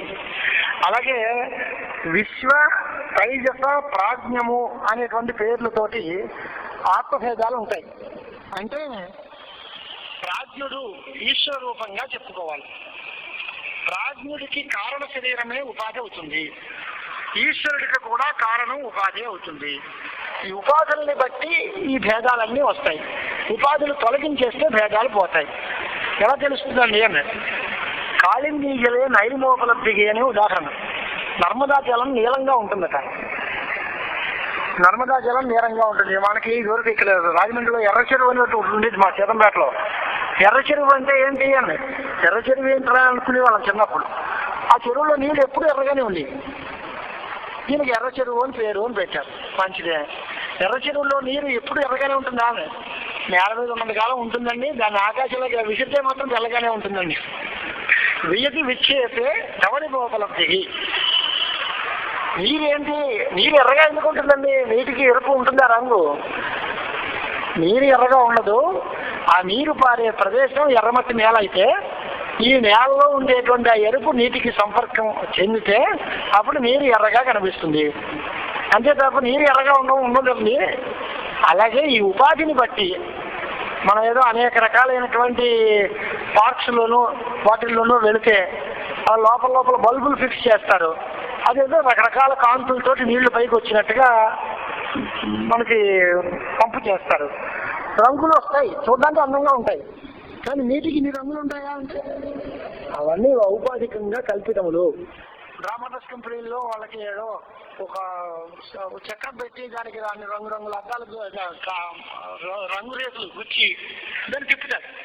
ఒకే వస్తువు అన్ని రంగుల్లోనూ ఒకసారి ఎర్రగా, ఒకసారి పచ్చగా, ఒకసారి నల్లగా కనిపిస్తుంది. ఇవన్నీ ఉన్నాయా అక్కడ అంటే మనం దాన్ని ఫోకస్ చేస్తున్నాం అంతే. ఈ లైఫ్ జపాకుసుమ సన్నిధానంలో స్ఫటికం ఎర్రగా కనిపిస్తుంది. స్ఫటికం మామూలుగా తెల్లగా ఉంటుంది. పక్కన ఎర్రచీర ఆరేస్తే స్ఫటికం ఎర్రగా ఉంటుంది. అది తీసేసి ఆకుపచ్చని ఓ చాలు కప్పితే అది పచ్చగా కనిపిస్తుంది. అది ఏమి అన్నీ తీసేస్తే తెల్లగానే ఉంటుంది. అలాగే మనకి కూడా ఉపాధుల వల్ల భ్రాంతులన్నీ కలుగుతున్నాయి తప్ప ఈ ఉపాధులన్నింటినీ తొలగించుకోవడం కోసమే మనం ప్రయత్నం చేయాలి. ఏమో మీకు చెప్పారు కదండి, మాకు మోక్షం కావాలి, బ్రహ్మలోకానికి వెళ్ళాలి. మేమేమో మోక్షాల్లో సాయుధ్య ముక్తి అనేటువంటి మాట వింటున్నాం. దాని గురించి కాస్త ఏదైనా మీరు చెప్తారా అని అడిగట్టి. సాయుధ్య ముక్తి అంటే ఏంటి అంటే ఓంకారోపాసనం కానీ శుద్ధ బ్రహ్మోపాసనం కానీ ఇవన్నీ చేసి జీవితం అంతా మంచి మార్గంలో గడిపి చిట్ట చివరిలో ఏయం వాపి స్మరణ్ భావం చరిత్యంతే కళేబరం తమేవేది కౌంతేయ సదా తద్భావభావిత అని భగవద్గీతల్లో 8వ అధ్యాయంలో చెప్పిన శ్లోకం. దాంట్లో చివరి కాలంలో ప్రాణం పోయే టైములో ఏ భావంతో నీ ఆలోచన ఉంటుందో, ఏ ఆలోచనతో నువ్వు ప్రాణాన్ని వదిలేస్తావో దానికి అనుగుణమైనటువంటి లోకాలని నువ్వు పొందుతావు. కాబట్టి చిట్టు చివరిలో నారాయణ అని అనుకోనాయన అంటాం. అజామిలోపాఖ్యానంలో వాడు పీచి అన్నట్టే తప్ప కనీసం నారాయణ కూడా అనలేవాడు. సగం ఆ నారాయణ పదంలో సగం కూడా అండు, సంస్కారం లేకపోతే పోతుంది. ఆ చివరి ఆ టైములో భగవంతుడు గుర్తు రావడం కోసం మొదటి నుంచి అభ్యాసం చేయడం. జీవితం అంతా భగవద్ధ్యానంతో నడిపితే చివరిలో భగవంతుడు గుర్తొస్తాడేమో. అలాగే శుద్ధ బ్రహ్మ ప్రాప్తి అనేటువంటిది వేదాంత అనుశీలనం చేసి జీవితం అంతా వేదాంతాలు ఉపనిషత్తులు అలా అనుసంధానం చేస్తూ ఉంటే చివరి వేళల్లో అహం బ్రహ్మాస్మి అనేటువంటి జ్ఞానం కలిగి వాడు ప్రాణం వదిలేస్తే వాడు బ్రహ్మ సాహిత్యాన్ని పొందిపోతాడు. అలా కాకుండా ఏదైనా ఇష్టదేవతని ధ్యానం చేస్తూ వెళితే ఆ లోకాలకు వెళ్తాడు. మహావిష్ణువుని ధ్యానం చేస్తూ వెళ్తే వైకుంఠంలోకి వెళ్తాడు. లేదా శివుణ్ణి ధ్యానం చేస్తూ ఉంటే కైలాసం చేరతాడు అనేటువంటి పరిస్థితి ఉంది.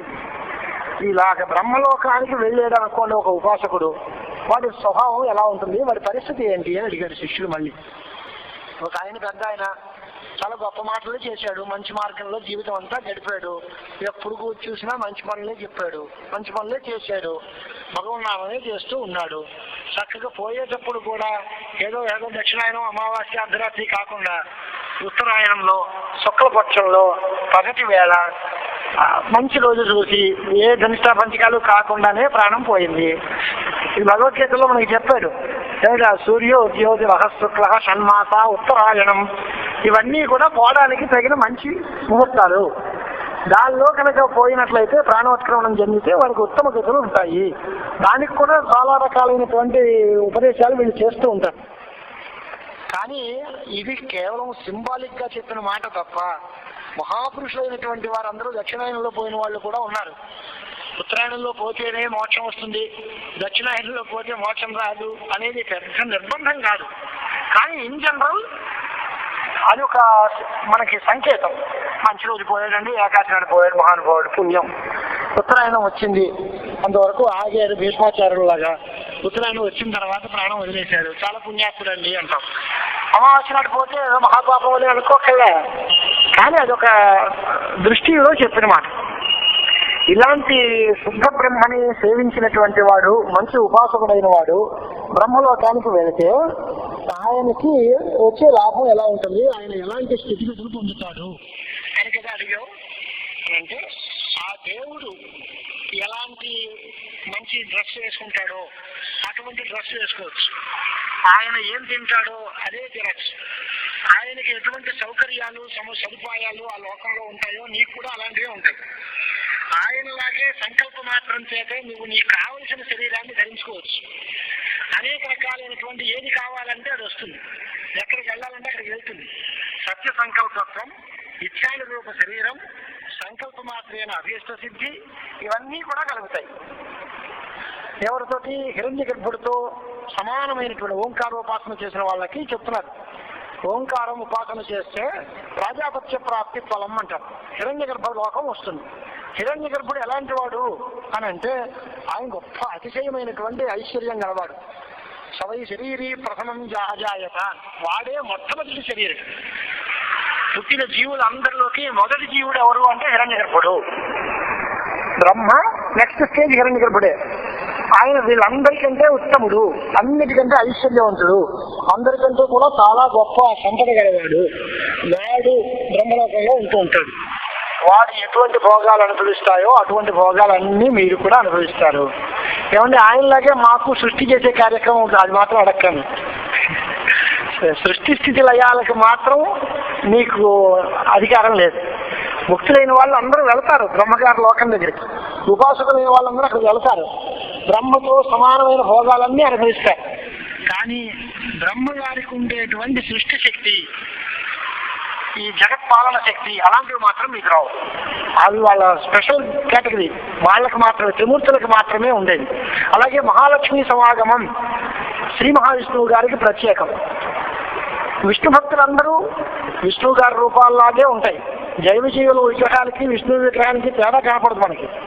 రెండు అలాగే ఉంటాయి సమానంగా. విష్ణుమూర్తి విగ్రహం ఎలా ఉంటుందో జైవ జీవుల విగ్రహాలు కూడా అలాగే ఉంటాయి. ఈయన మామూలుగా మంచి నామాలు పెడతారు, చేతిలో గది పెడతారు, అన్నీ బాగానే ఉంటాయి. కానీ తేడా ఏమిటి ఎలా తెలుస్తుంది? ఇది జయ విజయుల విగ్రహాలా లేక విష్ణుమూర్తి విగ్రహమా అంటే పక్కన లక్ష్మీ అమ్మవారు ఉంటుంది వక్షస్థలంలో, అది చూస్తే అహో అది మహావిష్ణువుది, వీళ్ళిద్దరూ ద్వారపాలకులు, వీళ్ళకి అది ఉండదు. అది తేడా. ఈశ్వర శక్తి అంటే సృష్టి శక్తి కానీ పాలన శక్తి కానీ సంహార శక్తి కానీ అవి, అలాగే అమ్మవారి యొక్క స్వభావం అవి తప్ప మిగతా అన్నీ కామన్గా ఉంటాయి. ఇలా ఎంతకాలం ఉంటారండి బ్రహ్మలోకంలో వీళ్ళు అని అంటే, బ్రహ్మణ సహతే సర్వే సంప్రాప్తే ప్రతిసంచరే పరస్యాంతే కృతాత్మాన ప్రవిశంతి పరం పదం అని ఉంది. ఆ హిరణ్యలోకంలో అలా ఉండి ప్రళయం వచ్చేటప్పటికీ వీళ్ళందరూ బ్రహ్మతోటి విచారం చేస్తారు. వాళ్ళకి బ్రహ్మవాదినో వదంతి అని వేదాల్లో అన్ని చోట్ల బ్రహ్మవాదులు అని పేరు. ఆ ప్రజాపతి లోకంలో కూర్చుని లేదా పిచ్చపతి కబుర్లు చెప్పుకుని ఏమని వాళ్ళు న్యూస్ ఏంటి, తెలంగాణ బంద్ ఎంతవరకు వచ్చింది, రైలు రోడ్డు ఆపేశారంటే రైలు తిరుగుతున్నాయా లేదా అని ఇలాంటి అరవ మాటలు ఏం చెప్పరు. వాళ్ళకి ఎప్పుడు ఆత్మవిచారం చేస్తారు. ప్రజాపతి లోకంలో కూర్చుని బ్రహ్మణ సహతే సర్వే సంప్రాప్తే ప్రతిసంచరే పరస్యాంతే కృతాత్మాన ఆత్మవిచారం చేసి వాళ్ళ ఆత్మ నిర్ణయం తెలుసుకుని వాళ్ళు ప్రవిశంతి పరం పదం పరమపదాన్ని పొందిపోతారు. ఇంకా బ్రహ్మలోకంలోకి చేరిన వాళ్ళు మళ్ళీ కిందకు వచ్చేయడం ఉంటూ ఉండదు, పరమపదంలోకి వెళ్ళిపోతారు. మనకి తెలుగు వాళ్ళ సంప్రదాయంలో పరమపద సోపాన పాఠం వైకుంఠపాళి ఆట ఉంది. ఆ ఆటలో కూడా ఈ పాములు గీములు నిత్యంలో అన్ని వ్యవహారం కింద అంతా ఉంటుంది. ఒక సర్టన్ స్టేజ్ వచ్చిన తర్వాత మళ్ళీ కిందకి రాదు. ఇంకా ఆ తర్వాత పరమపదంలోకి వెళ్ళిపోవడమే. ఇంకా అది బ్రహ్మలోకం తాలూకు పద్ధతి. ఆ తర్వాత వైకుంఠ ప్రాప్తి లేదా పరమపదం మోక్షం. ఆ బ్రహ్మలోకానికి వెళ్ళడానికి చాలా ప్రయత్నం చేయాలి. అది ఓంకారోపాసకులకి సాధ్యపడుతుంది. ఈ అహంగ్రహోపాసకులు ఏమంటారు అంటే మళ్ళీ ఆ బ్రహ్మలోకంలో కూర్చోవడం, కాస్త విచారం చేయడం, ప్రళయం వరకు ఆగడం, ఈ గొడవేం లేదు. వీళ్ళు డైరెక్ట్ ముక్తి. వీళ్ళకి జనన మరణ ప్రవాహ రూపమైనటువంటి సంసారంలోంచి బయటపడిపోతారు. అసలు మళ్ళీ పునః సంసార పాపం లేని లేదు అనేటువంటి మాట. ఈ చైతన్యము సర్వసంగ పరిత్యాగాలు లేనటువంటి వాళ్ళు కనుక నిర్గుణోపాసన చెయ్యాలి. నిర్గుణోపాసన మందు అధికారం ఉన్నవాళ్ళు నిర్గుణోపాసన చెయ్యాలి. మనసు నిలవట్లేదు అనుకోండి, అలా బిగించి నిర్గుణోపాసన అనే పేరు పెట్టి మనం మోసం చేసుకోకూడదు. అది కూడా శాస్త్రం చాలా స్పష్టంగా చెప్పింది. అహంగ్రహోపాసన అనేది అంత తేలిక మాట కాదు. అది అహం బ్రహ్మాస్మి అనుకోవడం, పైపైన అనేసుకుంటాను తప్ప భావాలు రావద్దు, మనస్సుకి ఆ రకమైన శుద్ధి కలగదు. అలాంటప్పుడు నువ్వు దానికి ప్రయత్నం చేయొద్దు. ప్రాణాయామం చేస్తాం అనుకుంది, ప్రాణాయామం ఏదో 2 సెకండ్లు 3 సెకండ్లు ఉండగలవు. బాగా పట్టుపట్టి నేను ప్రాణాయామం చేస్తాను 5 నిమిషాలు కూర్చుంటాను అనుకోండి, ఊపిరి పొగడు తెచ్చి ఊరుకుంటాడు. వాడికి అంత హఠాత్తు అలా చేయడానికి లేదు. అలాగే నిర్గుణ ఉపాసనకి అధికారం లేకపోతే వాడు సగుణోపాసన చక్కగా ఈశ్వర పూజ చేయవయ్యా. నువ్వు ఇవి చేసిన తర్వాత ఆ స్టేజ్కి వెళ్తావు. తర్వాత కంగారు పడద్దు. ముందే దానికోసం ప్రయత్నం చేసి నీకు శక్తి లేని పరుగులు పరిగెట్టద్దు. ముందు భగవద్ధ్యానం చేయి, సగుణ మూర్తి ఆరాధన చేయి. చేయగా దానిలో పర్ఫెక్షన్ వస్తుంది. దాని తర్వాత నువ్వు ఆ నిర్గుణ ధ్యానానికి వెళ్ళదు కానీ, ఆ తర్వాత అహంగ్రహోపాసనకి వెళ్ళదు కానీ, ఓంకారోపాసనకి వెళ్ళదు కానీ. దానికోసం నువ్వు చేయాల్సిన పని ఏమిటి అంటే మొట్టమొదట్లో చక్కగా సత్సంగం చేస్తూ ఉండు, మంచి వాళ్ళతో తిరుగుతూ ఉండు, సద్గ్రంథ పఠనం చేస్తూ ఉండు, పెద్దవాళ్ళు ఏదైనా చెప్తూ వింటూ ఉండు, దాన్ని వీలైనంత వరకు ఆచరణలో పెట్టుకుంటూ ఉండు. ఎవరికి ఎటువంటి అపకారం చెయ్యకు, చేతనైన ఉపకారం చెయ్యి. ఇది చెప్తాం శాస్త్రం. ఇవి తెలుగులో మాత్రం మనం అనుకున్నాం. వీటినే యోగాభ్యాసంలో యమ నియమములు అని పేరుతో పిలుస్తారు. అహింస, సత్యం, అస్థేయం, శౌచం, ఇంద్రియ నిగ్రహము ఒక మాట. తపస్సు, శౌచము, సంతోషము, అనాయాసము ఇవన్నీ ఇంకో మాట. వీటినే యమ నియమాలు అనే పేరుతో పిలుస్తారు. ఈ యమాలు నియమాలు లేకపోతే ప్రాణాయామం కుదరదు. ఇవాళ యోగాభ్యాసము అనే పేరుతోటి ఇంటర్నేషనల్ మార్కెట్లో ఉన్నదంతా బస్కీలు తీయడం, డబ్బులు సంపాదించుకోవడం తప్ప మనస్సు మీద ప్రభావం చూపించేది చాలా తక్కువ. మనస్సుని కంట్రోల్ చేయాలి అంటే ముందు సదాచారం, ఆచరణ ఉండాలి, భూతదయ ఉండాలి, మనస్సు బాగా విశాలమైన ఆలోచనతో ఉండాలి. దయ ఉండాలి, పరోపకారం ఉండాలి, శౌచం ఉండాలి, మంచి మనస్సుకి నైర్మల్యం ఉండాలి. అవన్నీ ఉన్నప్పుడు కదా నీ ప్రాణాయామాలు పట్టించేది. అదేం లేకుండా ఉంటే సుఖం ఏంటి? శరీరం నీకు చెప్పు చేతుల్లో లొంగుతుంది. అప్పుడు సర్కస్లో ఉండేటువంటి వాళ్ళు చూడండి, వాళ్ళు రబ్బర్ బ్యాండ్ లాగా లొంగుతారు. వాళ్ళ శరీరం లాగే మన శరీరం కూడా మన చెప్పు చేతుల్లో ఉంటుంది, అంతవరకే. కానీ మన మనస్సుని మన అధీనంలో పెట్టుకుని మనం పొందాల్సినటువంటి లాభాన్ని పొందేవాళ్ళం కాకపోతాం అనే ఉద్దేశంతో యమ నియమ ఆసన ప్రాణాయామ ప్రత్యాహార ధారణ ధ్యాన సమాధులు అనే 8 అంగాలతో కలిసినటువంటి యోగాభ్యాసం చేయాలి. యోగయుక్తుడై ఉండాలి. ఆ యోగయుక్తుడై భగవద్ధ్యానం చేస్తే, భగవంతుడిని మనం శరణు వేడితే అప్పుడు మన్మనాభవ మద్భక్త మధ్యాది మాన్ నమస్కురు ఉమామై వైశ్యసి కౌంతేయ అంతవరకు అది చెప్పాడు ఆయన. నా మీద మనసు పెట్టుకో, నా కోసం పనులు చెయ్యి, అది కూడా నేనే దిక్కు, నేనే రక్షకుణ్ణి అనే తాత్పర్యంతో చెయ్యి. నా కోసం పని చేస్తూ మనసు పక్కవాడి మీద పెట్టుకోకండి. సినిమా యాక్టర్ లాంటి వాడిని ఎవడో వస్తాడనుకున్నాను, కర్మకాలం మిమ్మల్ని పెళ్లి చేసుకున్నానంటుంది. భర్తని పాపం పతివ్రతే కాదని ఏం లేదు, మంచి దాంపత్యమే, మొగుడి మీద గౌరవం ఉన్నమాట నిజమే. కానీ ఏదో మంచి అందగానే చేసుకుందాం అనుకున్నాను, ఏంటి ఇలా చేయాలని, మరి నేను ఐఏఎస్ ఆఫీసర్ కావాలనుకున్నాను, మనకి ఏం మామూలుగా ఎల్డీసీ వాడు దొరికాడు, ఈ రోజు ఈ వ్యవస్థ ఏంటంటే చేసుకున్నప్పుడు నా భర్తే సరే దేవుడు ఇంద్రుడు చంద్రుడు అనాలి తప్ప ఈ మాట ఏంటి నేను ఎవరినో చేసుకుందాం అనుకున్నాను నిన్ను చేసుకున్నాను అనే మాట ఉండకూడదు. అది మన్మనాభవ మద్భక్త మత్కర్మకృత మత్పరమహాన్. నా కోసం పని చెయ్యి, నన్నే పరమం తాత్పర్యంతో భావించు, నేనే గొప్ప అనుకునే భావంతో చెయ్యి. వాసుదేవ సర్వం ఇది సమహాత్మ సదుర్లభ. అలాంటి ఆలోచన ఉండాలి. అలాంటి ఆలోచనతో భగవద్ధ్యానం చేయడం, సగుణోపాసన ముందు చేయడం చాలా అవసరం. తర్వాత అది నిర్గుణోపాసనకి దారి తీస్తుంది. ఇది క్రమ పరిణామంతో చేస్తాం. ఇలాగా ఓంకారార్థ విచారేణ కృతార్థోభూత్ అదృష్టిక ఏతత్ తరంగ పఠనాత్ సుదృష్టిం కురుతే గురు.